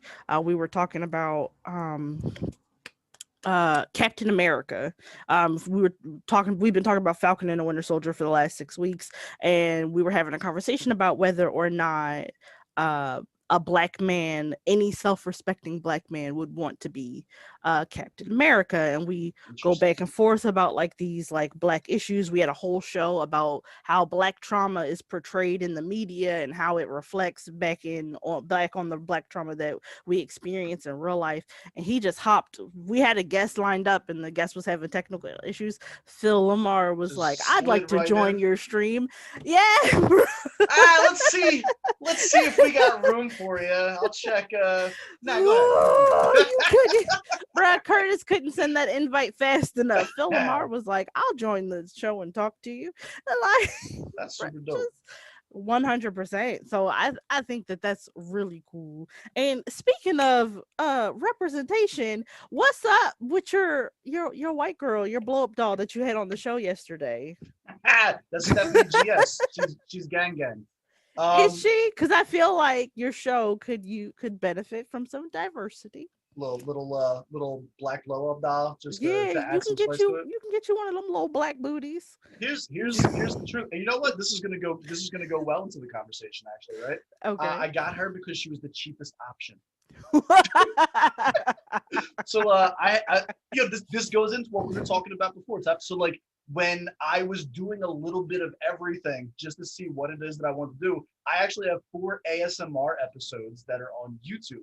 And my ASMR episode was me getting super drugged up on NyQuil gummies and just doing dumb. It's like parody ASMR. I'm like making fun of the people who do it. Oh my and like god. the 4th, like every episode, it got like progressively just more explicit. It's asshole SMR. Oh, it was so it got so bad. So like, but like it started off with like regular shit with me just like whatever I had around, just like fiddling with shit, and being like, this is so dumb. Why the fuck do you people watch this? And then like the 2nd episode was like me singing and shit. The 3rd episode was all my guns. I was doing gun ASMR and shit. And then the 4th one was all sex toys. I bought the like a whole bunch of fucking vibrators on and the fucking sex. Like, yo, it was fucking I was expecting to get my YouTube shut down from those 4 episodes. But I wasn't going to spend money on like a high quality sex doll that I was only going to use as a gag. So I was like, fuck it. She was like $3 off Amazon. I was like, boop, that's my bitch right there. Can't be mad at that. Somebody who spends money out of their own pocket for their show can't be mad at you trying to save $1. She's an investment. No, because if she was an investment, you'd have spent more than $3. I didn't say she was a big investment. You're like, I didn't say it was a wise investment. I'm just saying. We got enough value out of her for $3. I feel like you for sure have gotten your money's worth. Like just waving her around yesterday, I was at my nephew's birthday party, and I was like, I cannot in any way, shape, or form click on this right now. You should see the shit that we have to cut out. And you know what? I think the cuts are the best part too, because we do hard cuts. It's not like we try to make believe like it wasn't in there. We'll be talking about one thing. You'll see where the conversation is going. It's just like. Come back 20 minutes later. No smooth transition at all. I think it adds to like comedic timing. I like that about it. Like everything has to be authentic. And like we cut that out because of sponsors. Right. Listen, because I don't want the FBI knocking on the door like, sir. We got a lot of stuff going. There could be some major deals. Going to be on TV. We have like stuff with Showmax that's in negotiations, I believe. I think there's talk of trying to get like an exclusive Spotify deal. Like there's a lot of stuff that's on the table. Shout out to Stoke. Shout out to the whole team over there with Culture Capital. It's surreal. To think that that's all happening just from me sitting in my fucking room listening to music. It's insane. For a year, and you've been at it like a year. It was March 21st was the first time I uploaded anything. That's so dope. So, okay. So one thing I always ask all of my interviews is if there was one piece of advice that you could give to someone looking maybe to get started, what would it be? Start. No, I'm dead serious. Like I could have probably been doing this years ago. You know what I mean? Like yeah. If here's what happened, right? The pandemic hit. I have a very, very good job and was getting paid full salary to stay at home with nothing to do. And it was kind of like one of those things where like I was always like, yeah, I'm going to do this, I'm going to do that, but I don't got the time. And then the world was just kind of like, well, now you have the time. So either you're full of shit and it's not something that you want to do, right? So you got to stop saying it, or shit or get off the pot. You know what I'm saying? Go and start fucking doing it. And like that's basically what it came down to. So I took like 2 weeks entirely off, not really doing anything super creative, just kind of enjoying it. I discovered edibles. That was an interesting journey in and of itself. My favorite, honestly. And then yes, then I just started. So like my advice to someone would be to just get started. Like whatever you do is not going to be great in the beginning anyway. So the sooner you start working out, the trial and error, the sooner you find your niche of what you're comfortable with and stuff like that. Like, do you look at my first videos? Lighting's not great. Some of them were just straight up dark around me with only my face illuminated. I look like a floating head. Yes. You look like some creep in your basement just talking into the camera. And I was like, good for him. He started. Just do it. And that's all it is. So like, and then you can work on it. And then like, as stuff starts going on, you start enjoying it more. You start putting investments. You know what I'm saying? Mm-hmm. Like I have a light set up now. I got a backdrop. You know what I mean? Like you start to grow and your budget is congruent with how you value the platform. Right. And then because the opposite could be true too. I could have did it and then been like, yo, this ain't for me. Now I know. Right. Now I can stop saying I'm gonna do it. Yes. So one thing, because people always ask me, especially I also pole dance, so people are always like, how do you get the confidence? Transition. Let's go. Yeah. Okay. Well, listen. Let's so go. I see the pictures. I'm not gonna act like I don't know. Listen. Hashtag mermaid. You can see my brand new pole photos that I've been posting for the last couple of weeks. But one thing people always ask is like, how do you get confidence to like do the thing? And I'm like, well, with anything, practice makes perfect, and almost nobody gets in front of this camera, gets up on that pole and is like, yep, I'm the sexiest, flyest, fucking smartest thing that ever got squatted out onto this goddamn planet. And it takes practice and it takes work, and if after practicing you still don't have the confidence, you gotta fucking fake it till you make it, baby. Like I told you I met Phil Lamar. I was shaking on the inside, like, hi, Mr. Lamar, could I please have your picture? And also, I'm with Head Nerds in Charge. I know we're supposed to be interviewing you later. And he was like, what? Yes, 100%. Get that picture, get that baby in this picture. And I walked him back to our table. And I was shaking. I had like the sweats. I was like, who's like your dream interview? Who's like the pinnacle? My dream interview? I know it's supposed to be me getting questioned, but now you're here. It's my show, damn it. I can turn the tables on you if I want to. No, it's 100%. It's fine. My dream interview would probably be Rosario Dawson, because I mean, shit, same. Okay. Because Rosario Dawson, I don't know if I'm bi or not, but Rosario Dawson is the one who made me question that in the first place. And I've always been a huge fan of hers, like 100%. She does. Respectfully, I agree respectfully. So here's what I want you to do, right? I want you to, as soon as we get off here, I want you to tag her on Twitter, and I want you to ask if she'll do an interview with, because you know what too? She's a super nerd. She, you know what I'm saying? She would fit the aesthetic. It's not like she's faking it. You know what I'm saying? Like she's not like she's gonna be like, oh, I happen. You know what I'm saying? Like I happen to pretend to like nerdy shit. Like no, like she would fit the aesthetic perfectly. Bro, when she did Ahsoka, I about came. I was like, you might be bi. That might be a thing. Like what? That's why I was like, listen, I don't know. I don't feel the need to define it, but baby, if she was ever like, let's go, I'd be like, sure. Sure. I mean, I feel like that about most famous people, though, right? Like you're not gonna pass on the opportunity for a story. This will make a good podcast episode later. Right. If nothing, it'd be worth it just to have an NDA with my name on it.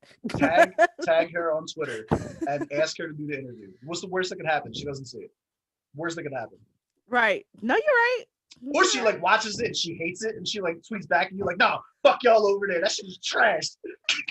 Which would still make a good video. Which would still make a good episode. Like I would love for her. I would just want her to like mention me in her Insta stories, being like, I wish I could do this, because that would make my day.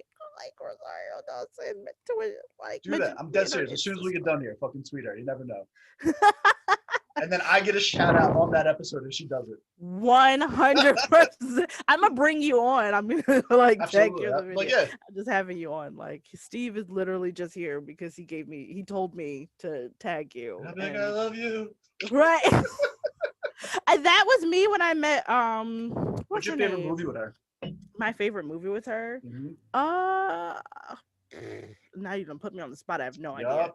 She's gonna watch this too. She's one of my fans. Oh, listen, probably Josie and the Pussycats. Interesting pick. Okay. Because this is multi-layered. So one, I love her. I love her. Two, I loved Josie and the Pussycats, and she played the character Val, who was one of my first heroes because she was one of the first Black characters I got to see on TV. And even though she was like kind of like that token Black best friend, Val was the smartest character on the show. They had like a Scooby-Doo type show where they would like. I watched it. That was with Jabberjaw and stuff like that too. Yeah, they exactly. Did, like, crossovers and shit. Exactly. So she played the smartest, most flyest Black character on a she played bass, which is the Blackest thing ever.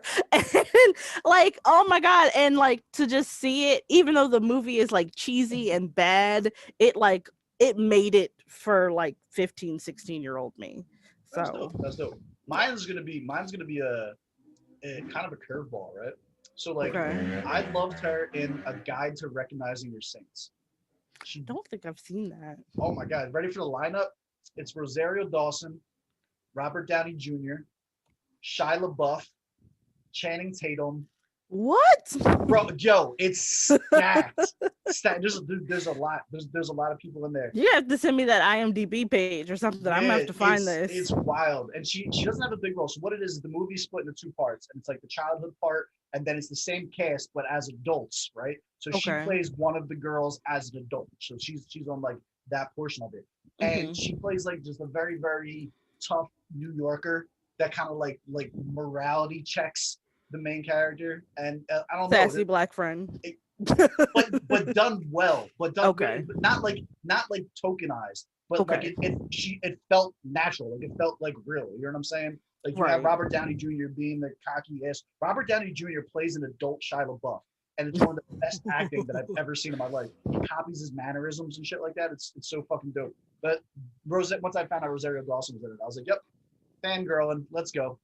Yeah, no, because I'm about to say my other thing was Rent. I think is my favorite. I think it was Rent before that because I'm a musical fucking nerd. I love musicals. Rent is one of my favorite. Rent is the only musical that I have ever seen where I cried every time. Every time I watch Rent, what fucking that part where it's like live. We're not gonna talk about that. All right. Do you have any other questions? You're not about to give me my feels on my page, right? I have an image that I have to maintain here. Listen, cover gangster rap. You talking to an actual nerd. Like we go to parties and sing Hamilton. So I'll have you out here fucking twerking the Avenue Q. Jesus Christ. I do love Avenue Q though. Avenue Q is there. And the internet is for porn. So like they're making good points. We are. Look, we bringing it back around. We bringing it back around now. All right. Any other questions you want to go over? Okay. So I know you do a lot of like international rappers. Is there like a rapper here stateside that you'd like to interview? Oh yeah, I'm sure there's a ton of them. Obviously the dream would be Joe Budden. Joe Budden is always has been my number one lyricist in the world alive. I thought you were gonna say that, and I was like, bruh, if you ever got on Joe Budden's podcast. I know what I wouldn't even need to do it. So I wouldn't even want it to be in a thing like that where it seems like I'm using his platform. You know what I'm saying? So like I have my whole intro, I have Joe Budden's in one of my intros shouting out Michael Street for the intro of every one of my videos. Right. And that was from him in Philly, you know what I'm saying, with me kicking it with him in a VIP show that he did here. So like I wouldn't want it to be something like me on his, like me trying to get clout on his platform. I would prefer it to be like a low key, even if it was like a Zoom interview like this, that just like for me and my fans, you know what I'm saying? Like on my Right. platform to be able to Right. have a low-key conversation like that. So I actually interviewed Breeze. If you go and look at that, that's his manager that put Joe Budden on originally. And like he kind of walked through the entire story of discovering him and shit like that.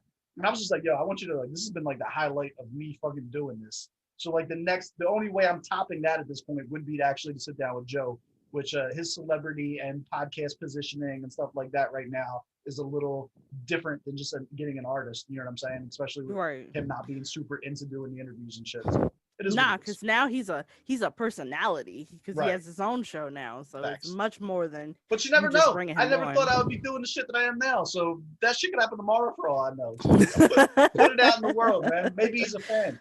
Listen, when y'all see this, tag Joe Budden in the comments. Let's see Let's if we go. can really make this happen. Tag Joe Budden and Rosario Dawson. Like, just that would be the most bizarre fucking show ever. That would be amazing. Just all together on one Zoom call. I guess you guys are wondering why I brought you here today. Exactly. I'm forming a team. Right. They're like, who the fuck are Team you? of highly Not important. specialized individuals. So we met one time 10 years ago at a fucking concert. No. Right. He's gonna be like, what? Is there anything you want to plug? I know there is. Oh my God. So if I don't do this, I'm going to probably get fired. But I am managing director, co-host of Head Nerds in Charge. We stream on Facebook, YouTube, and Twitch Wednesdays, 8-ish to 10-ish, because CP time is a real thing. We also have a website, headnerdsincharge.com, where you can get great t-shirts like this I here. might have We to get also some merch. have... I'm rocking the Merkham's merch now. This is one of my guys. This is an artist that I fuck with. Maybe I have to get some. We have I might not be able to rock that one. No, we do. I'll have to do a We poll. have I'll white. see No, we see have what the white temperature fans. is. No. We have white fans who rock the HNIC. I gotta just make sure that it doesn't cut off too low. You know what I mean? I gotta get the whole thing. Yeah, no. You gotta get the Yeah, the nerds part in there because people definitely especially be like, especially with the fucking end all highlighted and shit like that.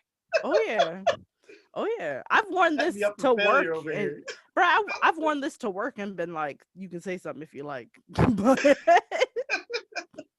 But yeah, so we stream Facebook, YouTube, and Twitch Wednesdays 8-ish to 10-ish.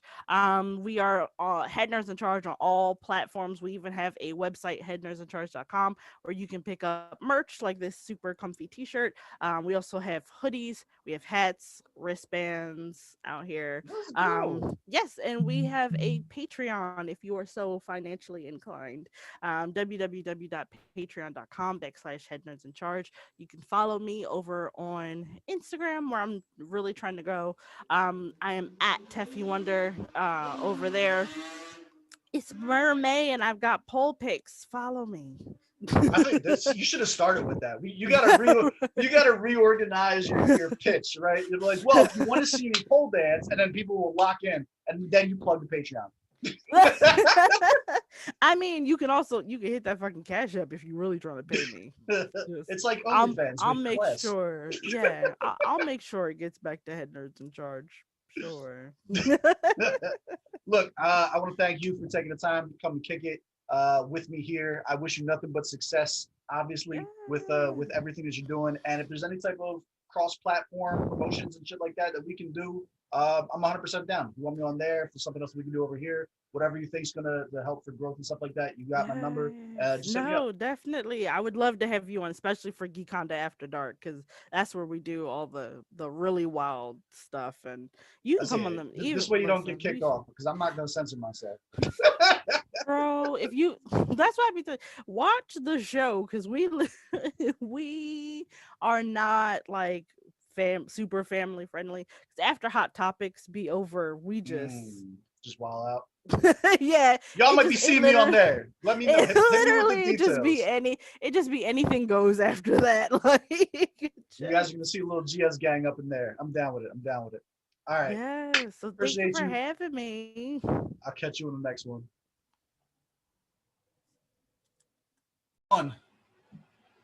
What's going on, y'all? Welcome back to SteveBussaGS. I'm being joined today. Please go ahead and introduce yourself for the 3 people out there who may not know who you are.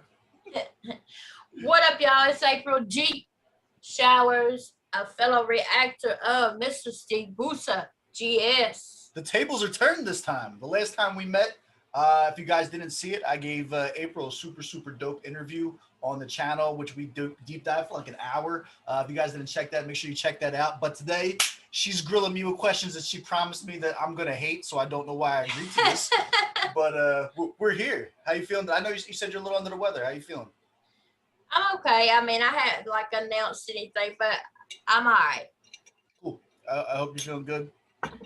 Yeah, I'll be all right. All right, what you got for me? Let's get it. Let's get it. I'm ready. I got my defenses up. All right, they're not too bad. You're gonna hate number fucking 3 though. I'm just telling you. Cool. 2 But, questions all you right. get then. All right, what are your true thoughts on Eminem?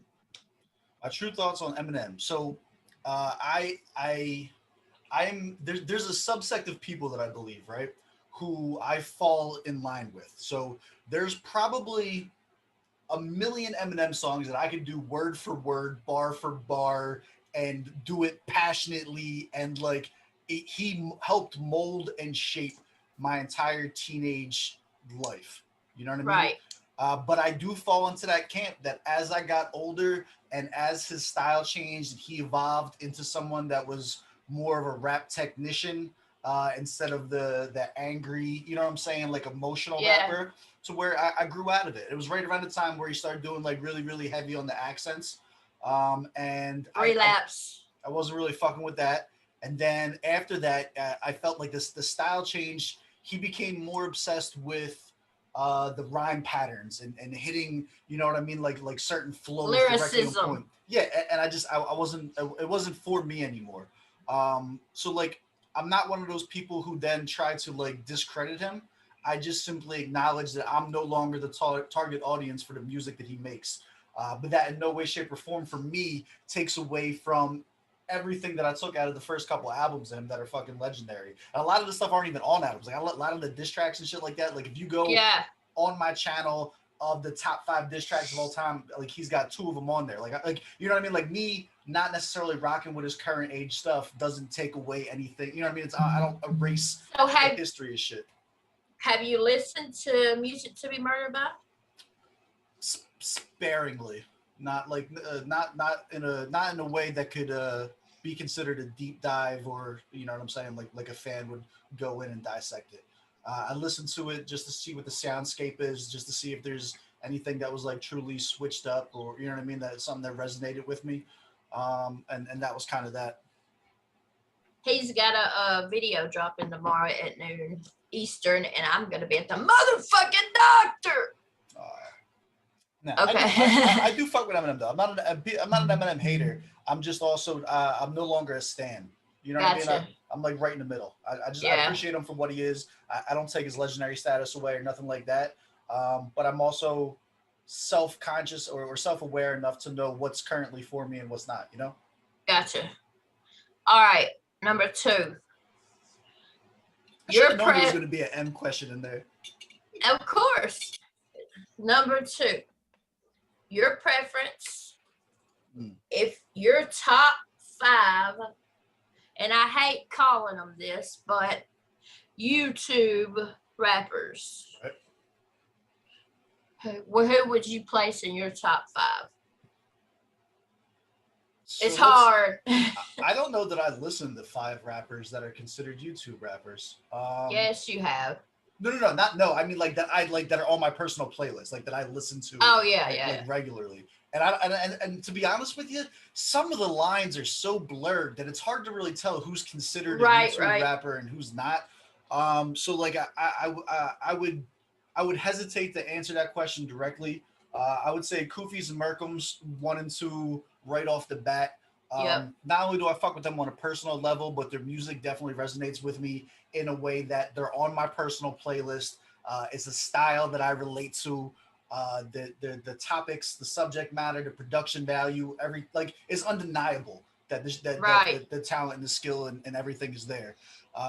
There are others, I guess, that would be like preference and over undeniable skill and effort, but I would have to take it on a person by person basis to really, and then like the other thing is like a lot of them I only know through reactions. So like, how fair is it if I've only listened, like, look at Monster, right? Like Clip Monster. Oh yeah. But like, I can't judge them because I've only heard the 2 or 3 songs that I've reacted to. I Right. haven't sat with an album or a catalog to really be able to give a full judge scale of things. Just like Crypt or Samad Savage or Dwayne Jackson, Gatsby. There's so many. I'm trying to just name some to see if there's any that maybe you're like, oh Well, yeah. between them, the King only one that Blitz. yeah, I don't mess with a lot of their music. Dwayne, I do like. Dwayne has kind of like a punchline setup flow, which is what I felt like really he excelled on. But when I started reacting to the Hopeless album, hit the one with him and Gatsby got a 98 out of 100 on my channel, Yeah. which is like like super fucking high score. You know what I'm saying? I don't give those out too often, and he blew my mind. He's super creative dude. Not afraid to get in touch with the emotional side of things, that dark room music. I really like that. And again, 6 a lot. seconds. No, I'm not. I know him, like I know the name, but I've not reacted to him. I've not listened to anything. I'll just tell you this. Since you said, Kufis and Merkums, that style and everything, Right. I think you would really enjoy 6 seconds. I know he was a battle rapper at one point, right? Oh, fuck yeah. Yeah, like, I know a little bit about him, but like I'll be honest with you, I don't get requests. You know what I'm saying? I've got a From my whole audience. playlist full of 6 seconds reactions. Word? I mean, That's yes. dope. Yeah, I mean, Yes. again, it's not something that I would ever be against, but like you know as well as me, you know what I mean? Being able to talk reactor to reactor, that you get caught in the wave of what people are I asking know. for, I and know. it's so hard to And deviate. yeah, I got a comment today. Matter of fact, just a while ago before we started this, saying, "Yo, I've been going through your channel all day," which is dope. Thank you. But they said, "But you've not really reacted to any Kendrick Lamar or J. Cole," and I'm like, I go by what's requested. I don't just sit Does that here mean that you don't fuck with them? No. It's just, you gotta, yeah. You know what I'm saying? You gotta play to the audience. And then, Plus, also new music drops, dono requests, and it's just. I tend to stay away from the more famous people anyway, just because a lot of it gets blocked. You know what I mean? The bigger the artist, the bigger the chance. Oh yeah, that especially it's gonna be a music waste. videos. Yeah, you know what I mean? Yeah. So like, and I think there is a portion of the audience that doesn't understand that. You know what I mean? Like they do take it as, oh, he must not fuck with X, Y, and Z, but Right. it's just not the case. You know what I mean? Right. Okay. Check out 6 seconds though, because you said Kufis and Merkums, and I think He's right in that lane. I'll send you some links. All right. Here's the question you're gonna hate. Let's go.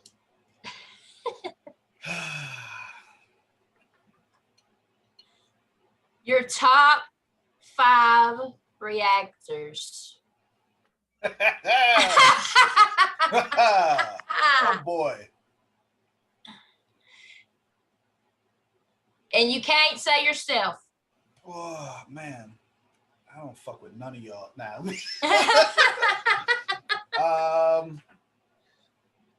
So again, transparency. I don't watch too many reactions. I've been trying to get better at it. So here's the thing: like you have to observe your craft. So the only way that I'm going to get better and the only way that I'm going to advance is by watching other people that do the same shit that I do. So I try to force myself to watch them.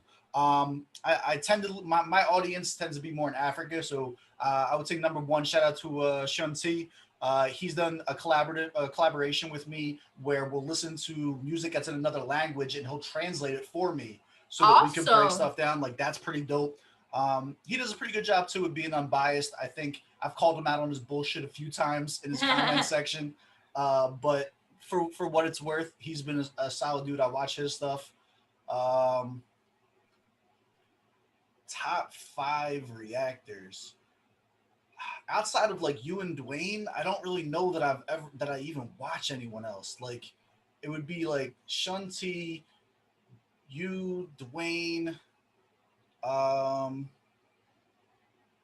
fuck. Like I fuck with people, right? Right. Like right. I fuck with Devo, I fuck with Gatsby, but I've never watched them react. Right. I watched Well, Weeskeep and react it's and it pissed me off. difficult to. Weeskeep does that. I love Weeskeep though, but He put some people above Koofies that made me just leave the chat. well, the reason that I gave him the pass on that list is because he should have titled it not YouTube rapper tier list, but YouTube artist tier list, because what he was doing was basing it on a musician as a whole and not just rappers. Because when he does a rapper tier list like True and it's just going by straight rapping, like Koofies and them, because I've seen his tier list where he does that. At the end of Koofies the and them day, it's his opinion. Like, what the fuck? You know what I mean? Like, I don't care. But like, I would be like, I talk shit. He seen me in there. I wasn't quiet about it. I was in the chat. I watched it. I was like, I'm out. Good night. I watched it. Not gonna sit there and irritate myself. I watched it back. So who the fuck else reacts? I don't even know who else reacts. Okay, there's Shaq, obviously. So here's the thing: when it comes to Shaq and Crip, let's get the elephant out of the room, right? I don't watch either of them, and it's not for any specific reason other than like it's kind of the same way that I am with music. The more popular something is, the less likely I am to be attracted to it. I prefer the underground, and they were already super YouTube famous by the time I came onto the scene. So Right. it was like they're the trendy, the clicky thing to do, and Right. that's why I didn't do it because it feels fake. You know what I'm saying? Like if I come in when you're over 1 million subs, you know what I'm saying? I kind of feel like I'm hopping on a bandwagon. Like I wasn't there when you were shooting in the gym. You know what I'm saying? Like Right. For me, But I mean, you like can't help it when you start. You know what I'm saying? Like we all start somewhere. And like when I first started, you know, for instance, well, I mean, I was watching Shaq, and that's what made me want to react. I had never even heard of Crip, you know, until I started my channel. And then I just started reacting to his music.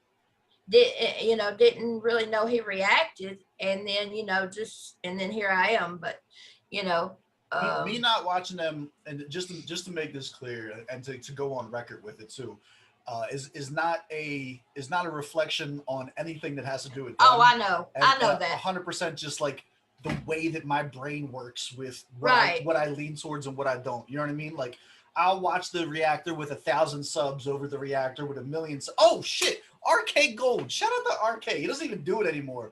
But like RK was the very first reactor that I fucked with. I'm such a scumbag for forgetting about that. But shout out to RK. He doesn't really do it no more though. He's definitely focused more on the podcast now. There's, as far as like bar breakdown channels, there's the Third Ernest, there's Script Work, there's King Blitz, there's shit, shout out to Blitz too. Blitz I don't watch react too much because he's usually doing stuff that I don't listen to. Which again, shout out to him. You know what I mean? Like I got nothing bad to say about Blitz at all.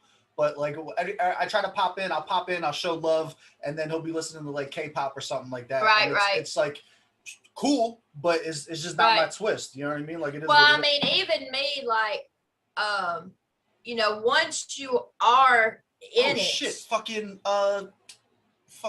this offends me TV. Todd. Todd is the shit. So like he's actually my number one. If awesome. I'm being honest. That's an awesome number one. He watching him react a year before I even thought about starting a channel, I was like, okay, if I ever do this that's is the how type, exactly. Like that's how I want to be. I want to be uncensored. I want to say what I really feel. I want to tell people to go fuck themselves, like what I like type shit. You know what I mean? So like, let me tell you something about Todd. I got to meet Todd. Todd is such a good person and such a good, and why I love Todd so much. I'm a mother, you're a father, you'll understand. So I'm a mother, I have one son, he's my baby, but he's a teenager now. But anyway, anytime I put, me and my son did a cover of Eminem Godzilla the other night. And my son, you're just picking easy songs to do, huh? Oh no, let me tell you. No, let me tell you. I was gonna look. So I put up a poll, and the audience, you know, my audience voted Godzilla, obviously. So I was doing it by myself, right? My son walks in, he's like, what are you doing? Because he heard Godzilla playing, he loves the song. I'm like, I'm going to do a cover of Godzilla. That's what they vote, blah, blah. He's like, well, can I do it with you? I'm like, yeah.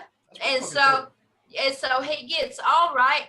We both have our phones with the fucking lyrics, right? Now I'm weird, but did he eat you on it? Hold on, I did the Godzilla challenge, right? So I know the fast part by heart. So I can do the fiddle with the minute, like I can do that, like, you know. So he's like, yeah, I'm ready. You know, he's got his phone. I got my phone, and I'm like, and I start the beat, and this little motherfucker throws his phone down and raps the whole Just fucking goes in. song. The whole Let's fucking go. song. And the first comment on that video, and it's the pinned comment, is from Todd. And Todd is such a huge fan of my son. He loves my son. He absolutely adores my son. And for that reason, even if me and Todd weren't friends, we're friends anyway. But even if we weren't, for that reason alone, Todd is just, he's amazing. So I fuck with him, man. I fuck yeah. with him. I talked to him. You should on watch that Instagram a couple video, times. though. You'll laugh your fucking ass off. I was so the young bull spazzing. I'll check it out. I was pissed. I was pissed at the end. I said, I kind of want to smack you around a little bit. You know what I'm saying? Like, but that's okay. I'll get you back. I'll get you back. So, okay. So Todd, me, Dwayne, and really that's it for RK and Shunty. And Shunty. Okay. All right. Number 4 is kind of a 2-part question. It's what is your biggest fear? And then what is your biggest pet peeve? I don't know how serious I want to get with this question. I'm going to go with spiders. I'll just give it easy answers. Don't do the surface bullshit. What's my fear outside of that? Yeah, you're like the deep. Okay. Like, you want something real? You want something real? I'll give you something real. So look, I never did drugs until I was 31 years old. I was 31 before I ever smoked pot, right? how old are you now? 32. So it's something very, very, very recent to me. And I would have thought you'd been smoking pot for like a Nope. decade. And I don't even smoke. I just mess with edibles a little bit, but I don't even smoke, right? So here's my thing. I didn't do that because my mother is a drug addict. My father was a drug addict. I was raised in a very not good I environment. already know your biggest fear is the same as mine, your child. Exactly. So like I didn't do that shit because I seen it growing up. My son is not going to see that because his mother and I aren't like that. Right. He's not Right. exposed to the negative side of it. So he's not going to have that. So like that's my biggest fear is that I don't know. It's just that is that God forbid, you know what I mean? Like God forbid Right. without that influence. Like obviously the message and the communication and being raised in a positive environment, you can only do what you can do. You know what I'm saying? And Well, the it's rest like- is in their hands. But To give you a little bit of hope here, my mother nor my father were addicts, alcoholics. Okay, both me and my big brother were. I was an addict. He was an alcoholic. You know, that's he the had- opposite of giving me Yeah. hope. Well, no, listen. No, listen to what I'm trying to tell you, though. I'm trying to tell you is, you're right, that is the opposite. Yeah, that's the of giving polar you fucking opposite hope. of that was not helpful at all. That is the fucking opposite. But here's the difference, though. They did not talk to me about addiction. They didn't Okay. talk to me about you go. drugs. They didn't talk to me about shit. All they told me was that now they were raised by parents who were alcoholics. You know what I'm saying? And then because they saw it, you know what I'm saying? They didn't. Now they did other shit, but not addiction. But like I never had, I was never taught, and like you, my son was 3 when I got clean. So my son's not grown up in it either. Right. So even though Sleep I'm a that too, by the way. thank you. I'll be clean 10 years August 8th. But so he's not grown up in it either. He just knows I'm a recovering addict. He never saw me high or anything, you know what I mean? And so, but I have literally, oh my God, because I'm just like you. It's such a deep-rooted fear within me. Plus, you know, we lost my big brother to it, and that was just in 2018. And so it's like, I've literally sat down with him on fucking Google. I've showed him what every drug looks like, told him what it is, what it does to you, told him I'll know if you're on it, told him I will piss test you, you know, at third strike, you're going to rehab, you know, but you can only the big thing I think is to educate them. And I think fear is a good educator, because I've told him all it takes, you do not know you're an addict. You do not know you're an alcoholic unless you fucking do it. So why do it? You know what I'm saying? Like, and all it takes is one hit or whatever, and you could die. I mean, seriously, today they could lace a fucking, you know what I mean? You don't ever know. So, of course, my biggest fear is losing my child, but besides that, it would be addiction, just like yours. Cool. Sorry, I didn't mean to. Nah, go off. And then your pet peeve, your biggest pet peeve. All right, so this is, I don't even know if this counts as a pet peeve. It's like a psychotic fucking hatred. But like, so you'll probably be able to relate since we're both, you know, musically inclined here. If I show you a song and I'm having you listen to a song and you try to talk to me while the song is playing, I will imagine in my head murdering you in the most brutal punching you possible. In the fucking throat.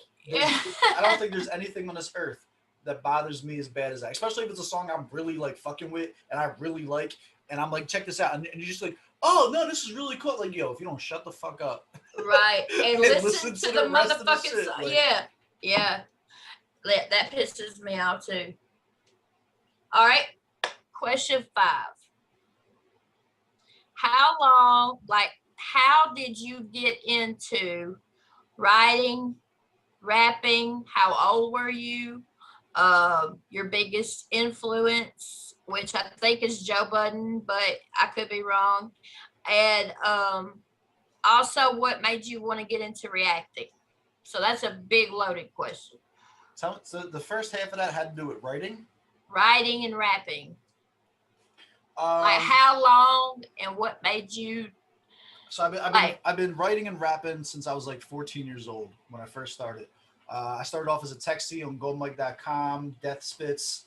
I won video tournaments. Awesome. Yeah, there's a ton of shit out there from. So how old were you when you first heard hip hop? What was like the first hip hop you ever heard? Rest in peace, DMX was the very first artist that was. Rest in peace, R.I.P. I never liked Biggie or Pac. Like, so this goes back to the whole Crip and fucking Shaq thing. I never liked the artists that were like the super popular ones. So everyone was like, yo, Biggie and Pac, Biggie and Pac, Biggie and Pac. I never fucked with them to this day. And it's not a disrespect thing. It's I never got in tune with it. It just wasn't your thing. Yeah. Right. So I came up off of DMX and Nas, and then eventually Eminem. And then at that point, I kind of deviated entirely from mainstream hip hop and got into a lot of the underground shit. And the underground shit is where I kind of stayed my entire life. I had what was the old thing too? I said it was a rapper's beef when I first heard the slang they spit and fell in love with the punchlines that mangled kids. It was Capano and Cass, Banks and Sis, Ill Chris and Jihad, War Bucks and Kiss. I would listen as the wordplay erupts and twists till every verse I ever worked on was the fucking shit. So like those were my influences. It was all underground shit, you know what I mean? Like it was all the battle rap, the punchlines and shit like that. Like that's all the stuff that I love. And it's honestly it's visible in my reactions. Like I'm very upfront about my bias about the stuff that I like and stuff I don't. Is. You know what I mean? And then you would definitely like 6 seconds. I hope so. I mean, I've not heard anything bad about him. Put it that way. You know what I mean? I've not heard anybody speak about him in a way that's not flattering. But at the same time, I've also don't really get any requests. So it's like hand in hand. My target audience isn't necessarily. I'll come comment under your videos and request. And what was the other one about what made me want to be a reactor? Yeah. I don't like the way people react. I think the idea of a reaction video is is amazing. The fact that anybody wants to But watch wants to that just shit watch, yeah, is right. like insane to me. I think Let that's me- super hey. dope that it exists, right? Let me tell you, when I first found reaction videos, first of all, I'm like, that I could fucking do that shit. You know, I'm like, and then I'm like, ain't nobody gonna want to watch my ass, you know. And then I didn't even know you could get paid for this shit. So like, I legitimately did it for the fucking music and the fuck, you know, like I did not start it for money at all. Then I found out, oh, once you get this, you know, 1,000 subs, 4,000 watch hours, whatever, start getting paid. I'm like, you get paid for people to what? You know, and I'm like, that's a blessing. It's a blessing. I agree. It's a blessing. And so I get that. And I would watch people be so fucking fake, or I would watch people play a whole fucking song all the way through and not say a fucking word. And I'm like, so again, I'm working on being nicer to the YouTube community and working on branching out and shit like that. So I don't want to dig in too much on this. But the gist of it is, I'm not talking about everybody. Obviously, I'm big into the community. Right, you know that, and I'm not. So I'm working on it. This is a me progress thing, right? But like to answer your question, like what made I know, me but I don't want to look like an asshole. Yeah. To answer your question directly, what made me want to get into it is I didn't find anybody that satisfied my reaction style when watching, that paused when I would have paused, that reacted to the bars I would have reacted to, that was willing to say something was garbage when it was garbage. And like I say it at the end of like the Freestyle Friday rap, I was like when you say everything's dope, it really just means that nothing is. And I mean that, you know what I'm saying? Like there has to be a scale, there has to be accountability. There could be preference, there could be taste, but like at the end of the day, why even watch someone if they're just gonna say everything is amazing? Like what is the point? If this person just loves everyone and everything and it's all 100 out of 100, then it's kind of like, all right, well, you know what you're in for, so why tune in? You know what I mean? Yeah. So that's the long and short of it. You know what I'm saying? So I just wanted to do it my way. I wanted to create content that I would want to watch, and that's it. And let me tell you something. Look, you started when? What was the day? March 23rd. 2020. And I believe I thought so.